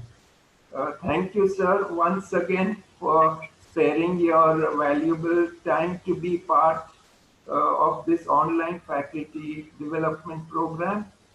I now request Dr. N.S. Kole, Head of Chemical Engineering Department, MGMCET, to give his concluding remarks. Thank you. Thank you, sir. Thank you, sir. Respected Professor Mahajani, sir, today we are really privileged to have an opportunity to listen to you in this FDP. Thanks a lot, sir, on behalf of Mahatma Gandhi Mission's College of Engineering and Technology. Thank you very much, sir. Thank you. It was my pleasure. And thank you for your attention. Thank you, sir. Thank you, sir. Okay, now the time for second session is already there. It's already 4:25. So without having break, we can directly start our second session. So, okay. Dr. Sunil Vasai? Hello? Yes. Sir? Yes. Hello. Yes. It gives me a great pleasure to welcome Dr. Sunil Vasai from UPL on this. Welcome, Vasai sir. Now I would like to request respected Dr. A.R. Lokhande sir to introduce Mr. Sunil Vasai. Lokhande sir, please. Yeah. So good afternoon to one and all. Welcome to all participants. On the behalf of MGMCET Kamote, myself Dr. A.R. Lokhande, Professor in Chemical Engineering Department, introducing today's resource person, Dr. Sunil Vasai. It's my great pleasure to introduce the today's resource person, Dr. Sunil Vasai. He is a Deputy General Manager, Process Technology in UPL Private Limited, Gujarat. Dr. Sunil Vasai completed his BE from Pune University in 2001. He has completed his ME in 2003 from UDCT. Now it is called as ICT. Dr. Sunil Waje completed his PhD Technology in Chemical Engineering from ICT in 2008 under the guidance of Professor J.B. Joshi, ex-director ICT, formerly called UDCT. Dr. Sunil Waje carried out 14 projects in various industries during his PhD work, in which one of the project topic is process intensification in a continuous production of phosphorus pentachloride powder having a capacity of 250 kg per hour in UPL Limited, Jagadia, Gujarat. Dr. Sunil Waje underwent industrial training for 15 days on application and design of vacuum microwave dryer and convective dryer. He has also carried out number of experiments on various varieties of materials. He has also extended his consultation to various industries also. His research highlights are select criteria for industrial dryer, design and retrofitting for industrial dryer, process technology or development, industrial filtration and crystallization, equipment design and scale up. Dr. Sunil Waje presented 11 papers in industrial journals, international journal, and 21 international conferences preceding he has attended. He has been invited for more than 10 workshops and seminars, lectures also. Dr. Sunil Waje, he was a team leader for the project of solid handling team, coordinate with Professor Khakar, Director IIT Powai, and Professor J.B. Joshi, ex-director ICT Mumbai, formerly called UDCT Mumbai. Dr. Sunil Waje also completed 3 major projects in line at UPL Limited. Dr. Sunil Waje received many awards. Out of that, one prestigious award received from Asia Pacific Drying Conference, Calcutta in 2005 for his cost-effective R&D on industrial drying system. He was a secretary for World Forum for Crystallization, Filtration and Drying, which is established in 2006. Now, I request Dr. Sunil Waje, today's resource person, for his talk on classification and selection of industrial drying technology. Over to Dr. Sunil Waje, sir. Thanks. Thank you for kind introduction. And I'm just directly starting my presentation. Let me share the screen.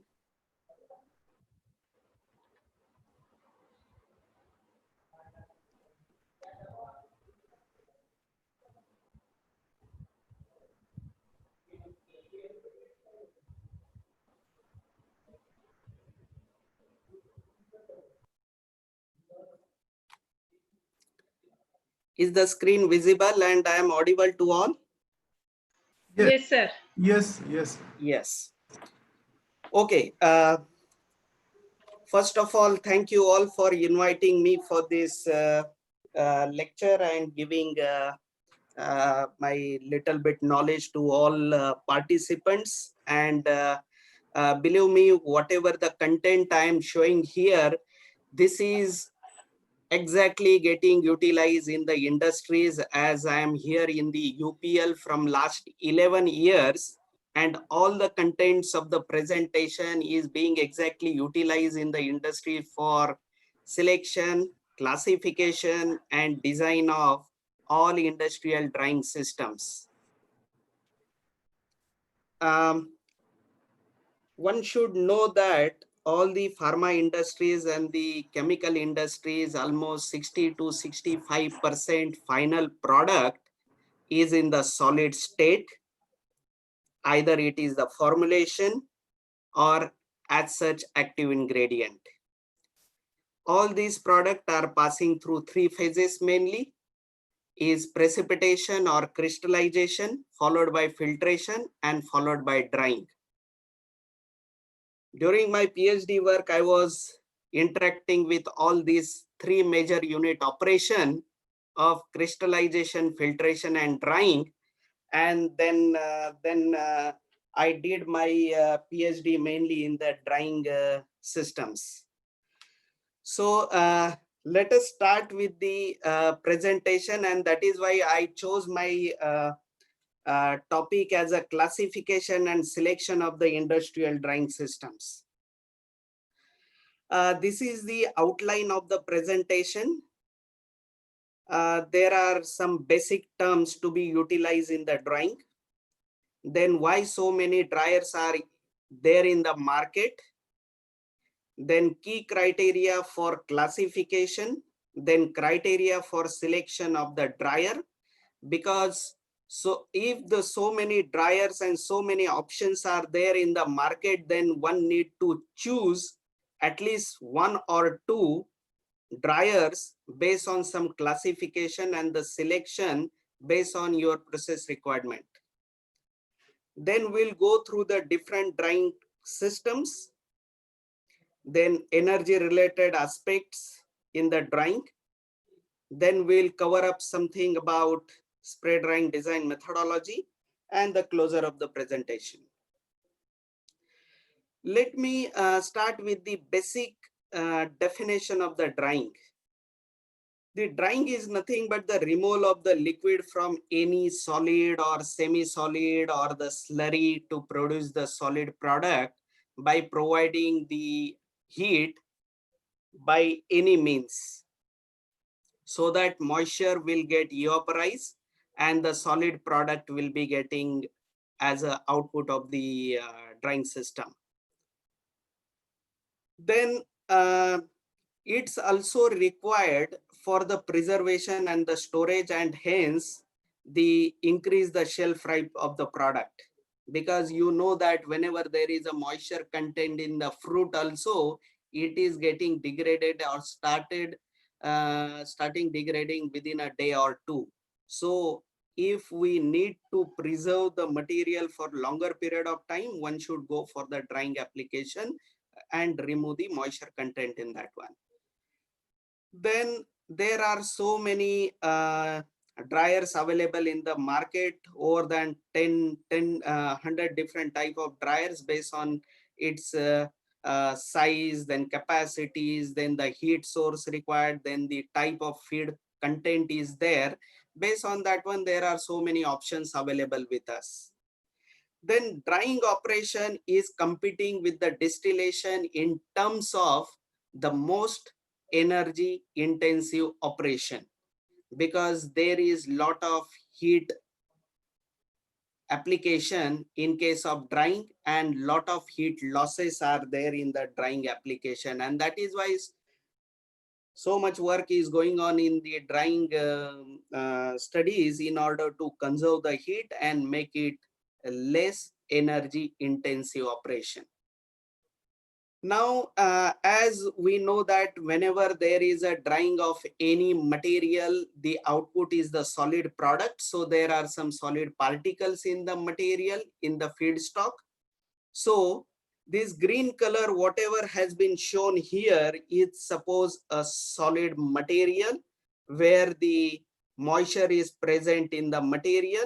You need to provide heat to the material, moisture will get evaporated and the particle is getting dried. As there are so many type of heat sources, like there are so many heat transfer mechanisms are there for the solid particles, like conduction. You can heat the material by conduction. You can provide the heat by convection. One can provide the heat by radiation, Also, there are microwave and the radio frequency fields are there. And then the combined mode of any one of these options mentioned. This is regarding the heat input. Now, as this is a simultaneous heat and mass transfer operation, heat is getting supplied by this heat transfer mechanism while the moisture is coming out from the particle by some mass transfer unit, mass transfer options like liquid diffusion, vapor diffusion, capillary flow, then Knudsen diffusion is there, surface diffusion, Fuseli's flow, and the combination of any one of these. So as you are providing the heat, moisture is getting out of the material and the particle is getting dried. Now, during drying operation, there are certain physical and the chemical changes happening inside the material. Just like there is a change in the quality, then there is a shrinkage of the material, there is a phase change of the material, there may be some chemical, biochemical reactions happening during the drying, then input either is a continuous or the intermittent, then this is coupled with the mass transfer operation, then multi-component moisture transport is there, and change in the physical structure of the material is also taking place during the drying. And that is why, because of so many aspects are there, and that makes the drying operation as more complicated, because you know that whatever the solid material is there at the end, physical appearance is very, very important in case of the commodity product, when the people is looking at the product and then buying it. So that is why the physical structure of the material at the end of the drying is equally important. So as I said earlier, there are so many heat transfer mechanisms are getting used when the drying is happening. For example, the direct, that is the convective drying. In case of this option, this wet material which is to be dried, or the wet slurry which is to be dried, that is coming in direct contact with the hot gases. Then in case of the indirect option, the material and the heat source are not coming in direct contact with each other. The heat is getting transferred to the material by some barrier, either in case of, for example, in case of rotary dryer, or in case of vacuum tray dryer, there is always a metal body in between these two. So heat is getting transferred through the metal surface to the product, and then it is getting dried at the end. There are some radiant heat transfer. The material is getting placed on the plate, and there are some radiant heat sources applied on that ones, just like in the solar cabinet dryers, where the heat is getting absorbed by the panels and only the radiative heat is getting transferred to the material for drying purpose. Then there are certain options like the microwave and the radio frequency drying. This is the electromagnetic energy is getting absorbed by the material.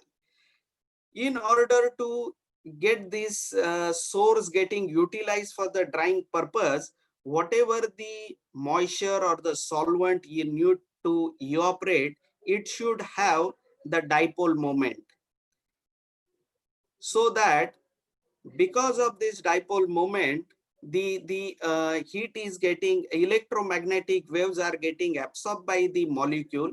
It is start vibrating. Because of the vibration, the heat energy is getting produced, and then the moisture is getting vaporized. Just like in case of microwave oven in household applications. There are certain basic terms getting utilized whenever you are talking about the drying word. Like all these drying operations are practically happening as per the psychometric chart. Because we are having very well-known air-water psychometric chart available in the literature. But it is not always the case for the industrial applications, where you need to evaporate solvent which is acting as a moisture, because moisture is the terminology normally we are using for the water. And in industries, water is always not causing as a liquid during the drying. There may be different solvents like methanol, ethanol, maybe ethyl acetate, with various products. So you need to vaporize all these solvents during the drying. So one need to develop a psychometric chart, air with any other solvent, and there are very standard equations in the literature. Easily one can develop your own psychometric chart for any combination, either it is with air, water, or maybe nitrogen or methanol, because whenever there are solvents, one need to use nitrogen as a drying media in order to get the explosive limits within the limits, like less than lower explosive limits, LEL. LEL and UL criteria are there whenever the solvent is explosive in nature or the flammable in nature. So wherever the drying is there, one should know how to use the psychometric chart. And it is very simple to read any psychometric chart. And I think that is one of the, once you know that psychometric chart, it is very easy. Otherwise, that is one of the difficult topic during our education as well. But once you find interest in applying that psychometric chart, then it is very easy to design entire drying systems.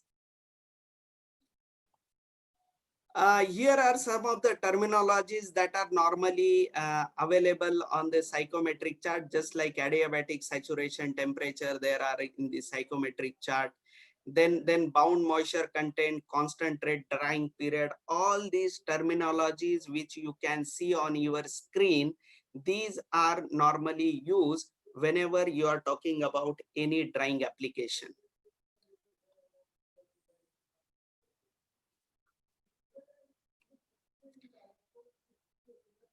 Now, when you are going to dry any material, there are various types of moisture content you need to define in the material, just like unbound moisture content. Unbound moisture content and the bound moisture content. Unbound moisture content, that means it is not physically very strongly attached with the material. It is available mainly on the surface. One can easily take it out, this moisture content, without any problem. But it is very difficult to take out this bound moisture content. You need to change your process parameters either in terms of temperature or the pressure or the humidity of the external media in order to take out the bound moisture content, because this is mainly bound with your material with van der Waals forces. So you need to apply some external mechanism in order to take it out.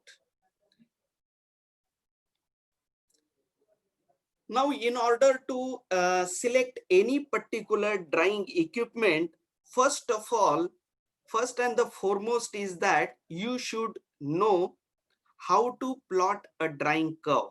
This is very basic, fundamental, given in any literature or even any handbook. Now, first of all, take the material, wet material, which is to be dried, keep into the oven, then slowly apply heat. Take out the material after every 5 minutes time, find out the weight, and then one can find out the weight loss per unit time. Based on this information, one can find out how much moisture reduction with respect to time in that material. Now there are two concepts in case of the moisture. Defining moisture in the product on dry basis, this is dB, and defining moisture on the basis of wet basis, WET, wet. Now, in order to get the smooth curve, one need to define this moisture content on the dry basis only. Why on the dry basis? Because in case of dry basis, because moisture evaporated per unit dry mass, because dry mass will always remain constant. But in case of wet basis, that is the mass of water per unit mass of the wet solid, this wet solid is weight of the wet solid is goes on changing as the drying is taking place, because the moisture is getting removed for that from the wet material. So in case of first option on the dry basis, denominator is always constant, so you will get a perfect drying curve. Now once you get this x by t curve, then plot the tangent at some of the location to this curve, so that you will get dx by dt datas for various moisture content values. Then you plot this dx by dt with respect to moisture content on dry basis. Then you will find a typical drying curve. This is the typical drying curve. Some of the product may be having some different drying curve, but more or less it should be in this manner only. Now, when there is only a surface moisture content, then there is no any resistance for the drying, then you will get the constant rate drying curve. That means the drying rate is remain constant almost whenever there is a critical, up to the critical moisture content. That means there is no any mass transfer resistance within the particle, and the material and the moisture is getting evaporated very, very easily. Then once this, once this surface moisture content is getting evaporated, then moisture has to come out from interior of the solid particle to the surface, and that is why it is causing some mass transfer resistances. And that is why in this region, your drying rate is falling down and down. And then at the end, it is getting terminated here. After this, then you cannot able to take out the moisture content from the product, and this is your limiting moisture content. That is why in some of the product, the moisture content limitations has always been defined like 0.2% maximum or 0.1% minimum. This is only because this is the equilibrium moisture content. Below that, you cannot take out the moisture content from the material. But this is good enough in order to have the shelf life of the product. And based on this, you might have seen in some of the medicines, it has been mentioned, always the expiry limit has always been mentioned on the powder material, because this is only because of this equilibrium moisture content, shelf life of the product can be defined. Now this drying rate can be calculated by dx by dt. This is the mass of the solid, and this is the area for heat transfer. So the drying rate is nothing but amount of moisture evaporated per meter square area of the drying surface. Now, why so many dryers are there in the market? Variety of the material need to dry. Also the flow rates required in kg per hour or in tons per hour. In the pharma, we can say that in kg per hour is the production limit, whereas in the agrochemical industries, we are normally handling in the range of tons per hour. Some of the drying system we are having is capacity is about 7 to 8 metric ton per hour. We are producing near about 200, 210 metric ton per day, some of the agrochemicals.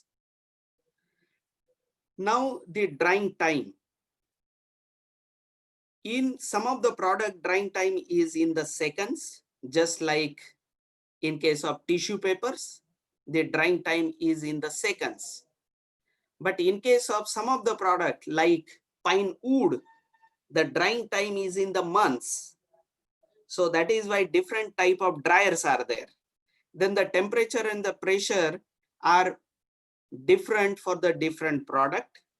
Then also you need to maintain the physical chemical properties of the material at the end of the drying. Then wide range of the feeds are there, like liquid feed is there, then the semi-solid, solid, particulate, pesty material is also there, which is need to be dried. That is why so many dryers are there in the market. Also the energy input, whether you are going to provide the continuous heat source or the intermittent heat source, then batch, continuous, semi-continuous unit operation is required based on the quantity of the material to be produced. Based on all these parameters, there are so many varieties of the dryers in the industries. Now, as we know, there are various feedstock, and that is why there are so many classifications of the main dryers. Now these dryers are getting classified based on some of the criteria, like mode of operation, such as batch dryers and the continuous dryers. The heat input type, as I mentioned earlier, there are various heat inputs options are available, like convection, conduction, radiation, electromagnetic, combination of all these. Then state of the material in the dryer, whether the material remain in the dryer in the stationary position in order to avoid the attrition of the material, or whether you need the material in the agitated form or the dispersed form or the moving form. On that basis also the dryers are getting classified. Then the operating pressure, whether you want to operate the dryer under vacuum or the atmospheric. Then the drying media, whether air is there or the superheated steam is there, flue gases are there, or whether there is any nitrogen utilized for the drying application. Then drying temperature, whether you would like to go below the boiling point temperature, above boiling point, or the below freezing point. Based on this one also the dryers are getting classified. Then the relative motion between the drying media and the drying solids, whether you need co-current, counter current, mixed flow, then the number of stages. Now this is very interesting. It is for some of the product, it is not possible to get the drying within a single stage. You need to apply the multi-stage drying in order to get the final moisture content. As I shown earlier, the drying curve. In drying curve, whenever there is a constant drying rate period throughout the drying, then the single dryer is sufficient to take out the moisture content because the drying is very, very fast. But when there is a falling rate period along with the constant rate period, then you need to take out the free moisture content with first stage, which is very fast. And then to take out the bound moisture content, it is required more time. So you need to have the secondary downstream drying stage, which is having more residence time to take out the final moisture content. Then the residence time. There are some of the dryers having the short residence time, medium residence time, and the long residence time. So based on this one, there are so many type of dryers are there. Now, typical checklist for the selection of the industrial dryers. Now, as in the previous slide, there was a classification. Based on that criteria, the dryers are getting classified. Now, which one to be selected? Now, what are the criteria for the selection? Earlier, we shown that the criteria for the classification. Now, this is the criteria for the selection. Now, based on the physical form of the feed, dryers are getting selected, whether it is a granular material, sludge material, or crystalline material, or the liquid material to be dried. Then the average throughput, whether you need a few kgs of material or in tonnage of the material, or you need a continuous dryer or the batch wise dryer. Also, what is the fuel source you are having, whether it is oil based heating, gas based heating, electricity based heating, or what is the feed product, whether it is the basis on the feed, whether the mean particle size distribution, particle density, bulk density, and the rehydration properties of the material are initially we should know in order to select a particular dryer. Then heat sensitivity of the material, whether that material is melting kind of material, and what should be the glass transition temperature of the material. Basis on this one, you can find out the temperature at which you need to dry the product, and hence you can select a particular dryer. Then the last one is the special requirements. What should be the material of construction? Then whether the material is corrosive, toxic, non-aqueous solution, what is the flammability of the material is there, whether it is dust explosion characteristic or whether there is any fire going to take place during the drying, or you need to maintain the color, texture, aroma requirement at the end. So basis on this one need to go for the selection of the dryer. Now, once you classified and selection criteria as you know, and when you are going to design for a particular dryer, then some relevant data is also needed before going for any design of the dryer. For example, solid throughput, what mass flow rate you are expecting in your dryer, and what is the turn down ratio you are also looking for. Then what is the initial moisture content and what is your expected outlet moisture content. Then you should know the particle size distribution, density of the material. Then drying characteristic, you should have your drying characteristic curve for your product. Then temperature limits, whether that product can be exposed to long-term temperature application or instantaneous. Gas or solvent, what source you are having at your hand in order to provide the heat.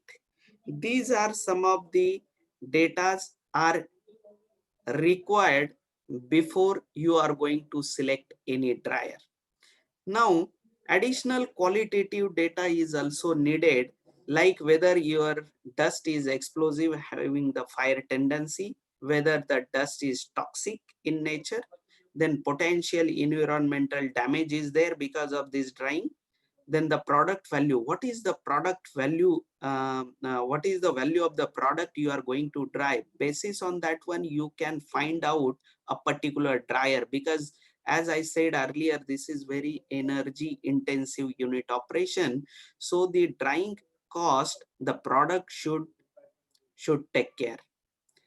Then need for the containment, then capital cost, attrition, hardness, and the friability of the material. Because basis on this criteria, one need to select the dryer, because if the material is highly friable, then there is a attrition of the material and you will get very fine dust, which is very difficult to handle. Then cohesion, adhesion, and the agglomeration of the characteristics of the material is equally important. Then operating time, then particle size reduction, agglomeration, then the post-drying operation and the pre-drying factors. These are some of the qualitative data is needed whenever you are going to select any kind of dryer. These are also the in line with the earlier slides, whatever I had shown. This is the feed, and the product can be in one of these basic forms. Either it is in the particulate form, sheet form or the film form, block or slab form, slurry or the solution. These are the only 4 forms of the material is normally available which need to dry. And then if you know the selection criteria based on this feedstock characteristic, one can easily find out which type of dryer to be selected. These are some of the basic choice to be given for batch versus continuous. Batch dryers favored by low throughput, under 50 kgs per hours, then long residence time. Whenever there is very long falling rate period is there, then you need more drying time, and that is why the batch dryers are mainly selected. Then batch equipment upstream and downstream. If your upstream unit operation of the dryer, just like filtration, is the batch wise, then you need to go for the batch dryers. Then requirement of the batch integrity. In the pharmaceutical industry, you need to maintain the batch records. So you need to go for the batch dryers only in order to maintain the integrity of each and every batch. And continuous dryers are favored by the opposite conditions. This is the interpretation of the drying curve. Unhindered drying period, that is the constant rate period is there, then one should select the convective dryers or the dispersion type of dryers wherever there is a fast drying period is there. If there is a falling rate period, that is the long hindered drying period, then it is favored by the contact dryers. Contact dryers are mainly a batch dryers, and in case of batch dryer, more residence time is required, and that is why long hindered drying period materials are normally favored by the contact drying. Estimate of the required solid residence time based on that one, that once you know the drying rate period, one can find out how much time is required for the drying of particular material. Then drying rate one can find out from the graph. Indication of the mechanism of the controlling drying.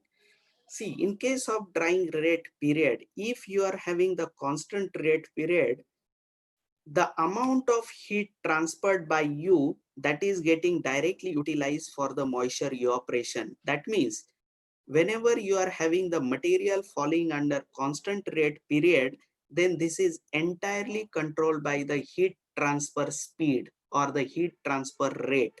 Whatever the heat you are going to supply at whatever the rate, that is getting utilized for the drying.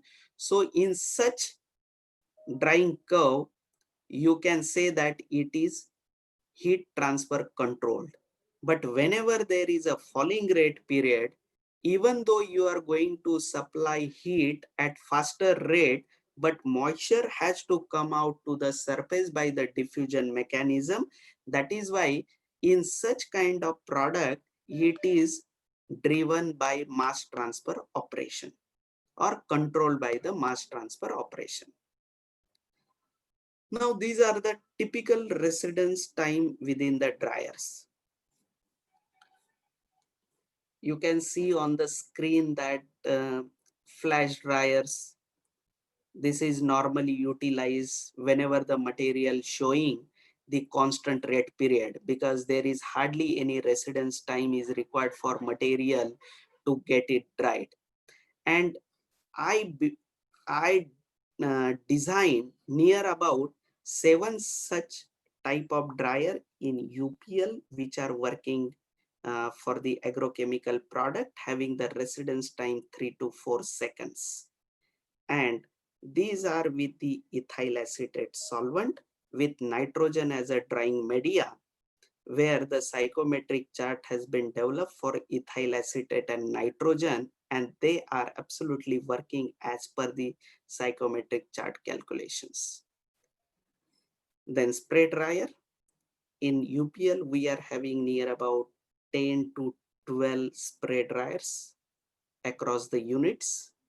And one of the India's biggest spray dryer in the agrochemical industry is with UPL, which has been designed by us, having 10.5 meter diameter and 22 meter height, producing near about 7 to 8 metric ton per hour product output. Then there are so many dryers having more residence time based on their nature. You name any dryer, that kind of dryer is available in our industry. These are the typical evaporation rate one can expect in respective dryer. For example, take a spin flash dryer. As I said, is earlier slide, you can see flash dryer residence time is hardly 3 to 4 seconds, because the evaporation rate is very, very high in case of spin flash dryer. And this is only because it is going to evaporate only a surface moisture content. There is no any mass transfer resistance. So in this dryer, whatever the rate you are going to supply the heat, it is getting utilized and the moisture is getting evaporated.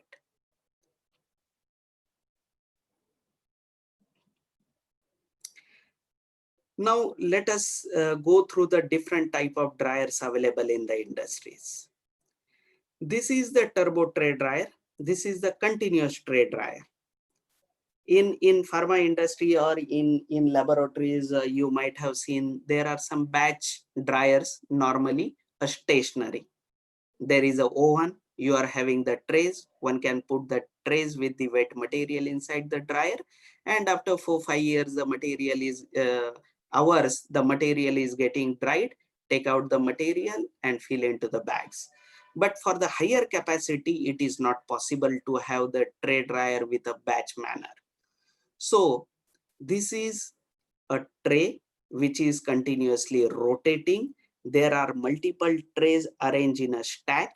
The material is fed from this point, and once this is start rotating, there are some of the levelers, wipers. You can see on this single tray, there are some wipers which can wipe the material and putting on the downstream tray. And this is the material which is coming from the top tray. It is getting falling on this tray, and this leveler is leveling the material on the tray so that more surface area will be there for the drying purpose. This is the rotary dryer. Rotary dryer is normally coming under either conductive or convective type. One can feed the material from here. This is the shell. One can put the wet material from one end. You can also put the hot air from the same end. This is acting as a co-current way. The moist air is going to the cyclone separator where the fines are getting separated, and the dried product is coming from the bottom side. This is the kind of indirect type. One can have the hot air inside and the product from the outside, so that there is a conductive heat transfer. This is also the steam tube rotary dryer. you can find such kind of rotary dryers, steam tube rotary dryers for the PTA dehydration, that is the terephthalic acid, which is getting utilized in the Reliance Industries. They are having such 25 metric ton per hour capacity, such type of dryers, in which the steam is getting supplied in the tubes. Your material is there distributed in the chamber, and this material is getting contacted with the hot surfaces and the moisture is getting vaporized. So this is the indirect contact type of dryers.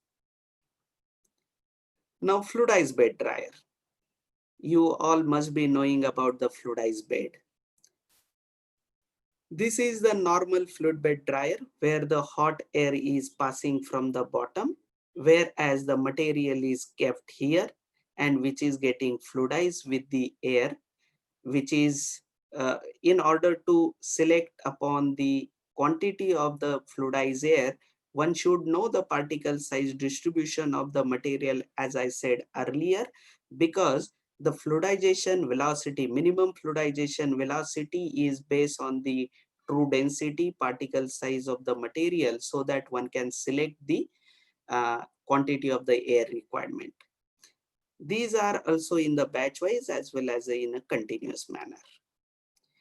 This is also the plug flow fluid bed dryer, which is running in a continuous manner. Wet material can be put on this side, hot air is coming from the bottom side, and the dried material is getting discharged from the rear end.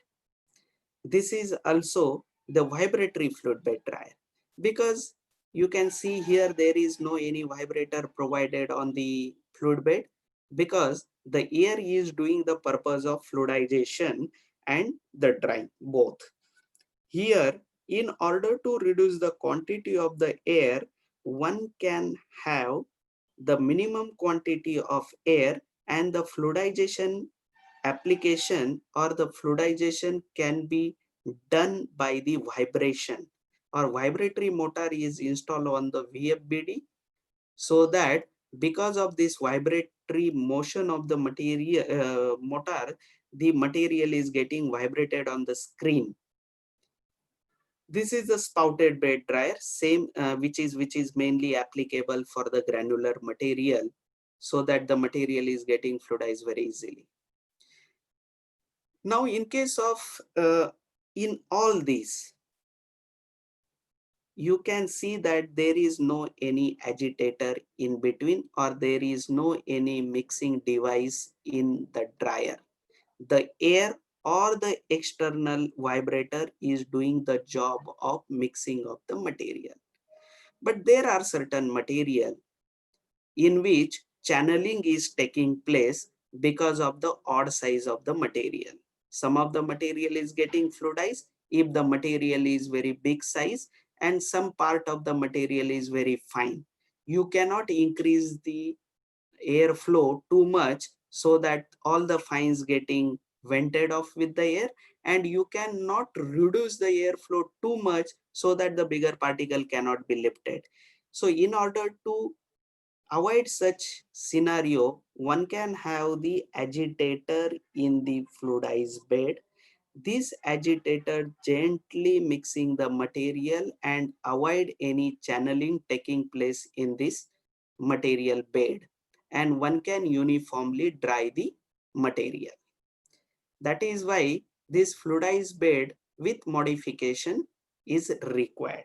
We are having such one type of dryer available in our company from and the supplier is Procedyne USA.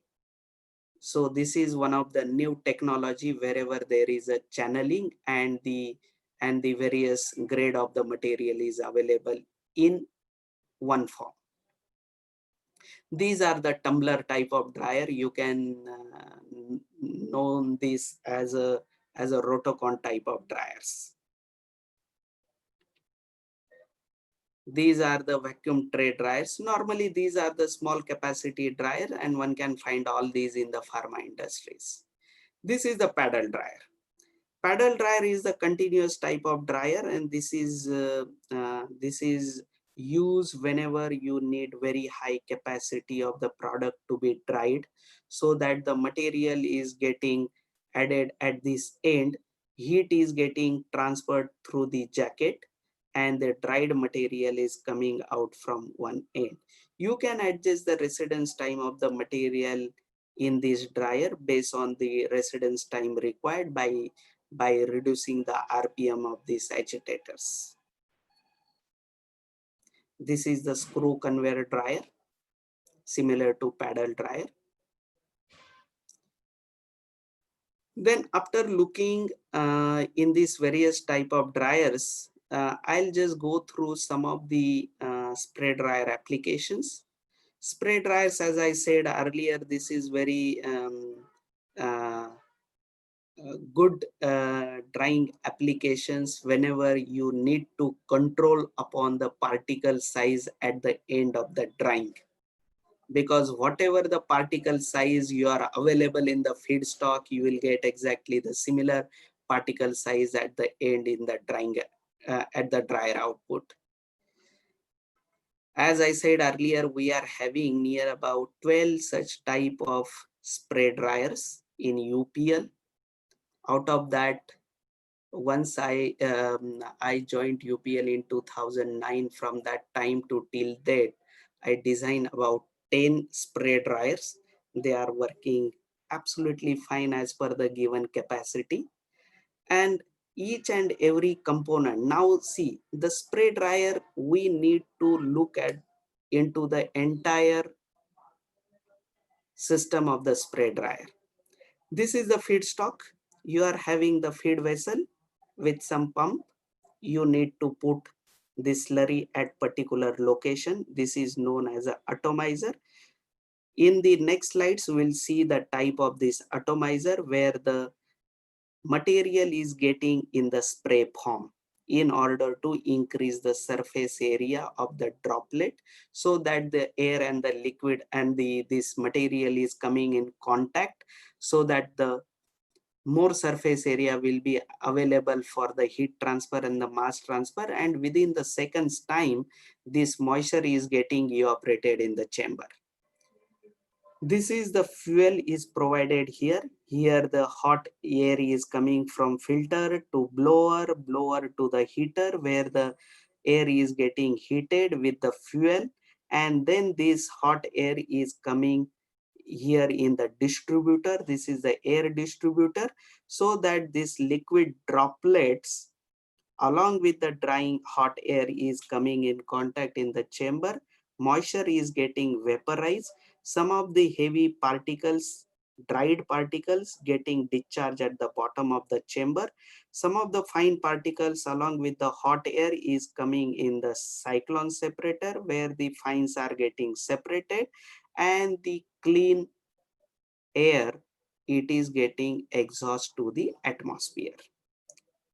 And then this material is getting collected in the final product receiver. As I said in the previous slide, that there are various type of agitators, atomizers. Atomizers are required to atomize the feed. Now there are various type of atomizers. This is the rotary atomizer. Now, in case of rotary atomizer, feed is getting inserted from here, and there is a disc at the bottom. When you are rotating this disc at very high speed and you are putting some material liquid slurry on the disc, because of the inertia and the vanes provided on the disc and the holes provided on the disc, you can see at the bottom there are some slots. These are the holes. Because of the high speed and the vanes, this liquid film is getting cut into small liquid droplets and getting spread inside the chamber, where it is coming in contact with the hot air. Then there are some spray nozzles. There are single fluid nozzles and two fluid nozzles for the spray nozzle criteria. In case of two fluid nozzle, you need to put the slurry into the nozzle, and then the compressed air is doing the job of atomization. This feed material and the compressed air coming in contact at the tip, and because of the compressed air, then this feed is getting splitted into small droplets.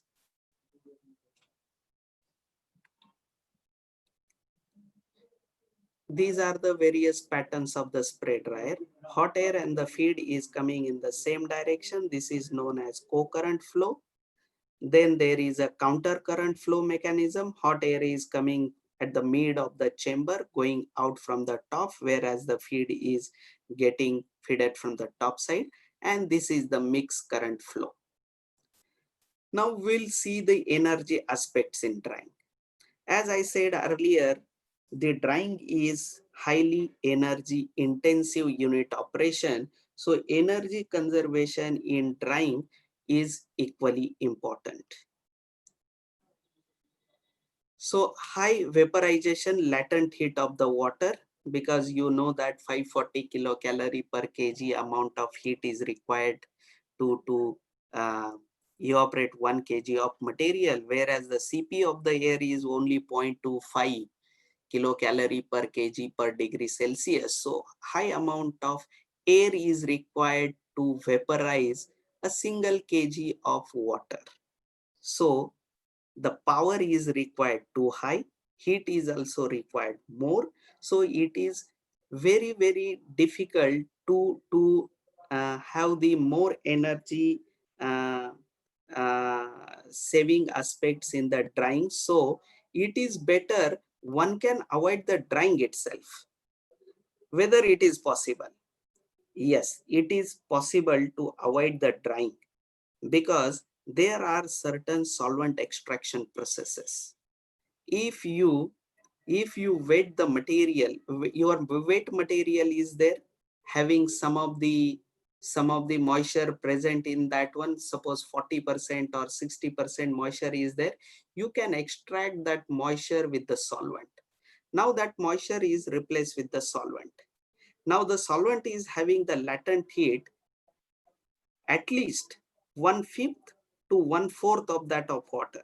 So we can use less amount of heat in order to dry the material.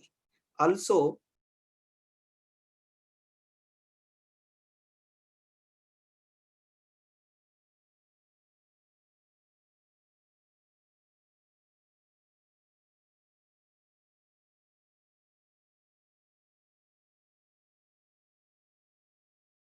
upstream also.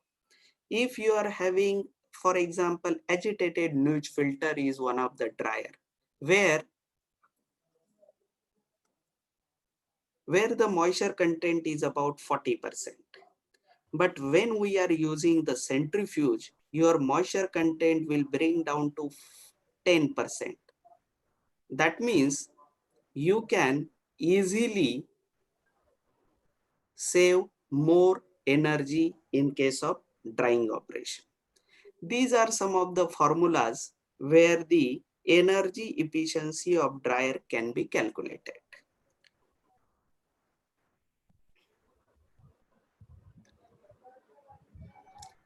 As in the previous slide I said, think drying system instead of only a dryer, because upstream and downstream of the dryer are equally important.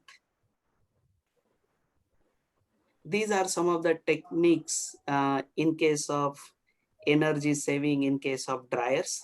We utilize some of these techniques already in the industries. These are the energy efficiencies. These are the approximate values for certain industrially used dryers.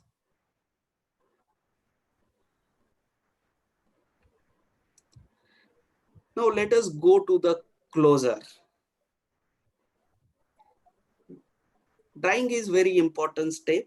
After Establishing need to dry and the optimal flow sheet for non-thermal dewatering is also important. Wrong choice leads to several penalties, startup cost, downtime, and need to replace it.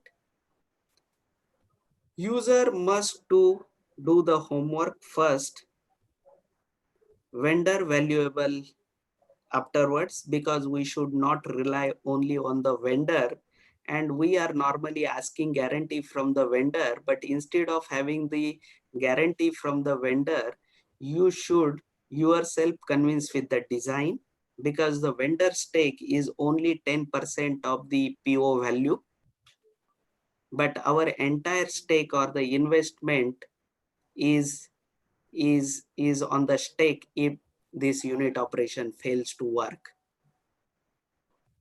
There are several dryers may do the job, same quality, and the cost you need to understand before selecting the dryer.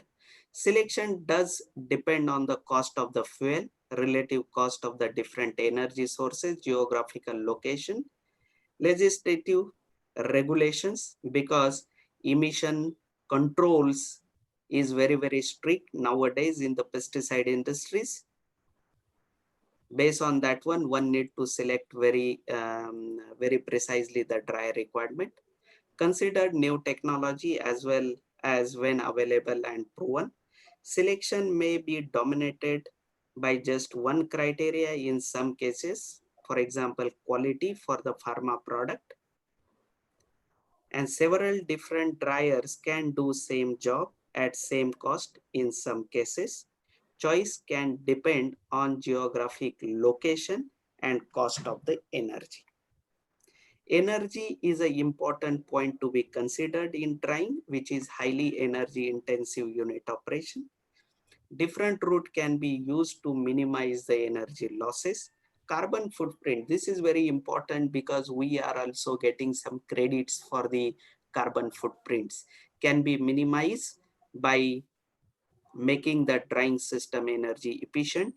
Developing energy intensive method with sustainability, need to develop innovative drying technologies, and some of the advanced innovative way of drying can be discussed and implemented. Thank you.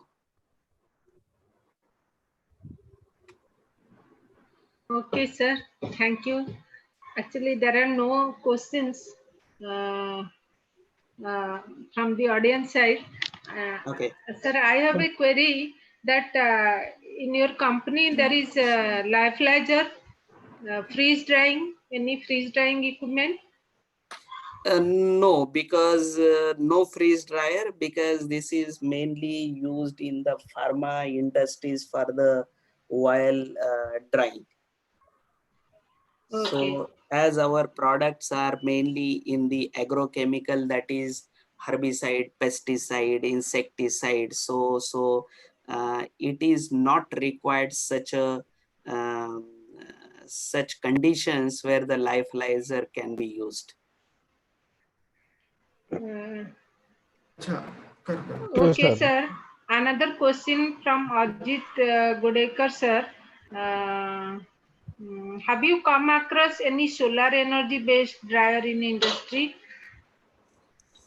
Yes, because here also we are using one of the solar based dryer, rotary dryer, double drum dryer, where the solar heat is getting converted into the steam, and then we are using the steam for the drying application. Okay, sir. There are no further questions from the audience side. Okay, that's good. Thank you for this Yes, session. okay. Hello. I hand over to Lokhande, sir. Yeah. Sir, thank you very much, sir. As I am I was in industry, so Yeah. I have a small questions. Sir, Yeah. what's the minimum capacity of spray dryer you have been fabricated in your industry? Is about 250. We are not in the fabrication. We are getting it fabricated from the vendors. We That is are true. designing. Huh. But I want to know that, is there a lab model are you going to fabricate from the vendors for the Yeah, college purpose?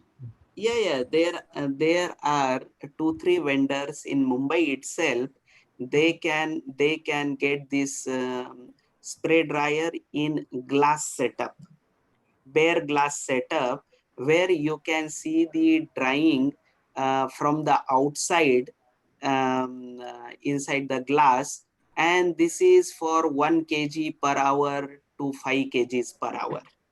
Okay, thank you, sir. And Yes, now, and these small spray dryers, if you are having any chance to visit ICT, then in their drying lab they are having one small spray dryer.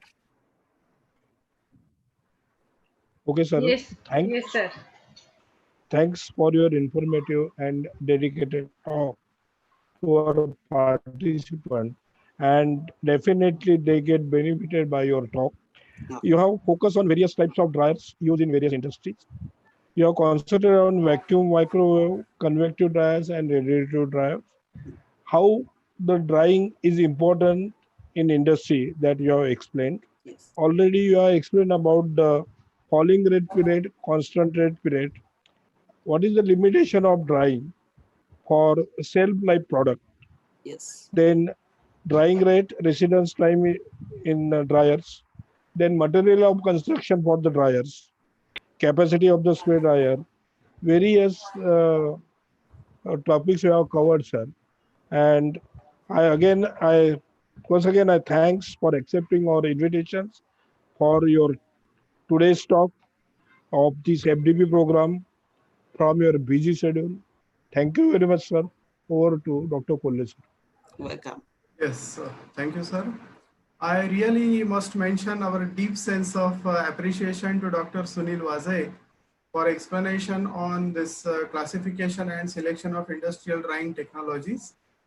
Thank you very much for accepting our invitation and delivering such a explanatory and insightful talk. So thank you. Thanks a lot, Dr. Waze, on behalf of Mahatma Gandhi Missions College of Engineering and Technology. Welcome. Thank you very much. Okay, welcome. Okay, see you.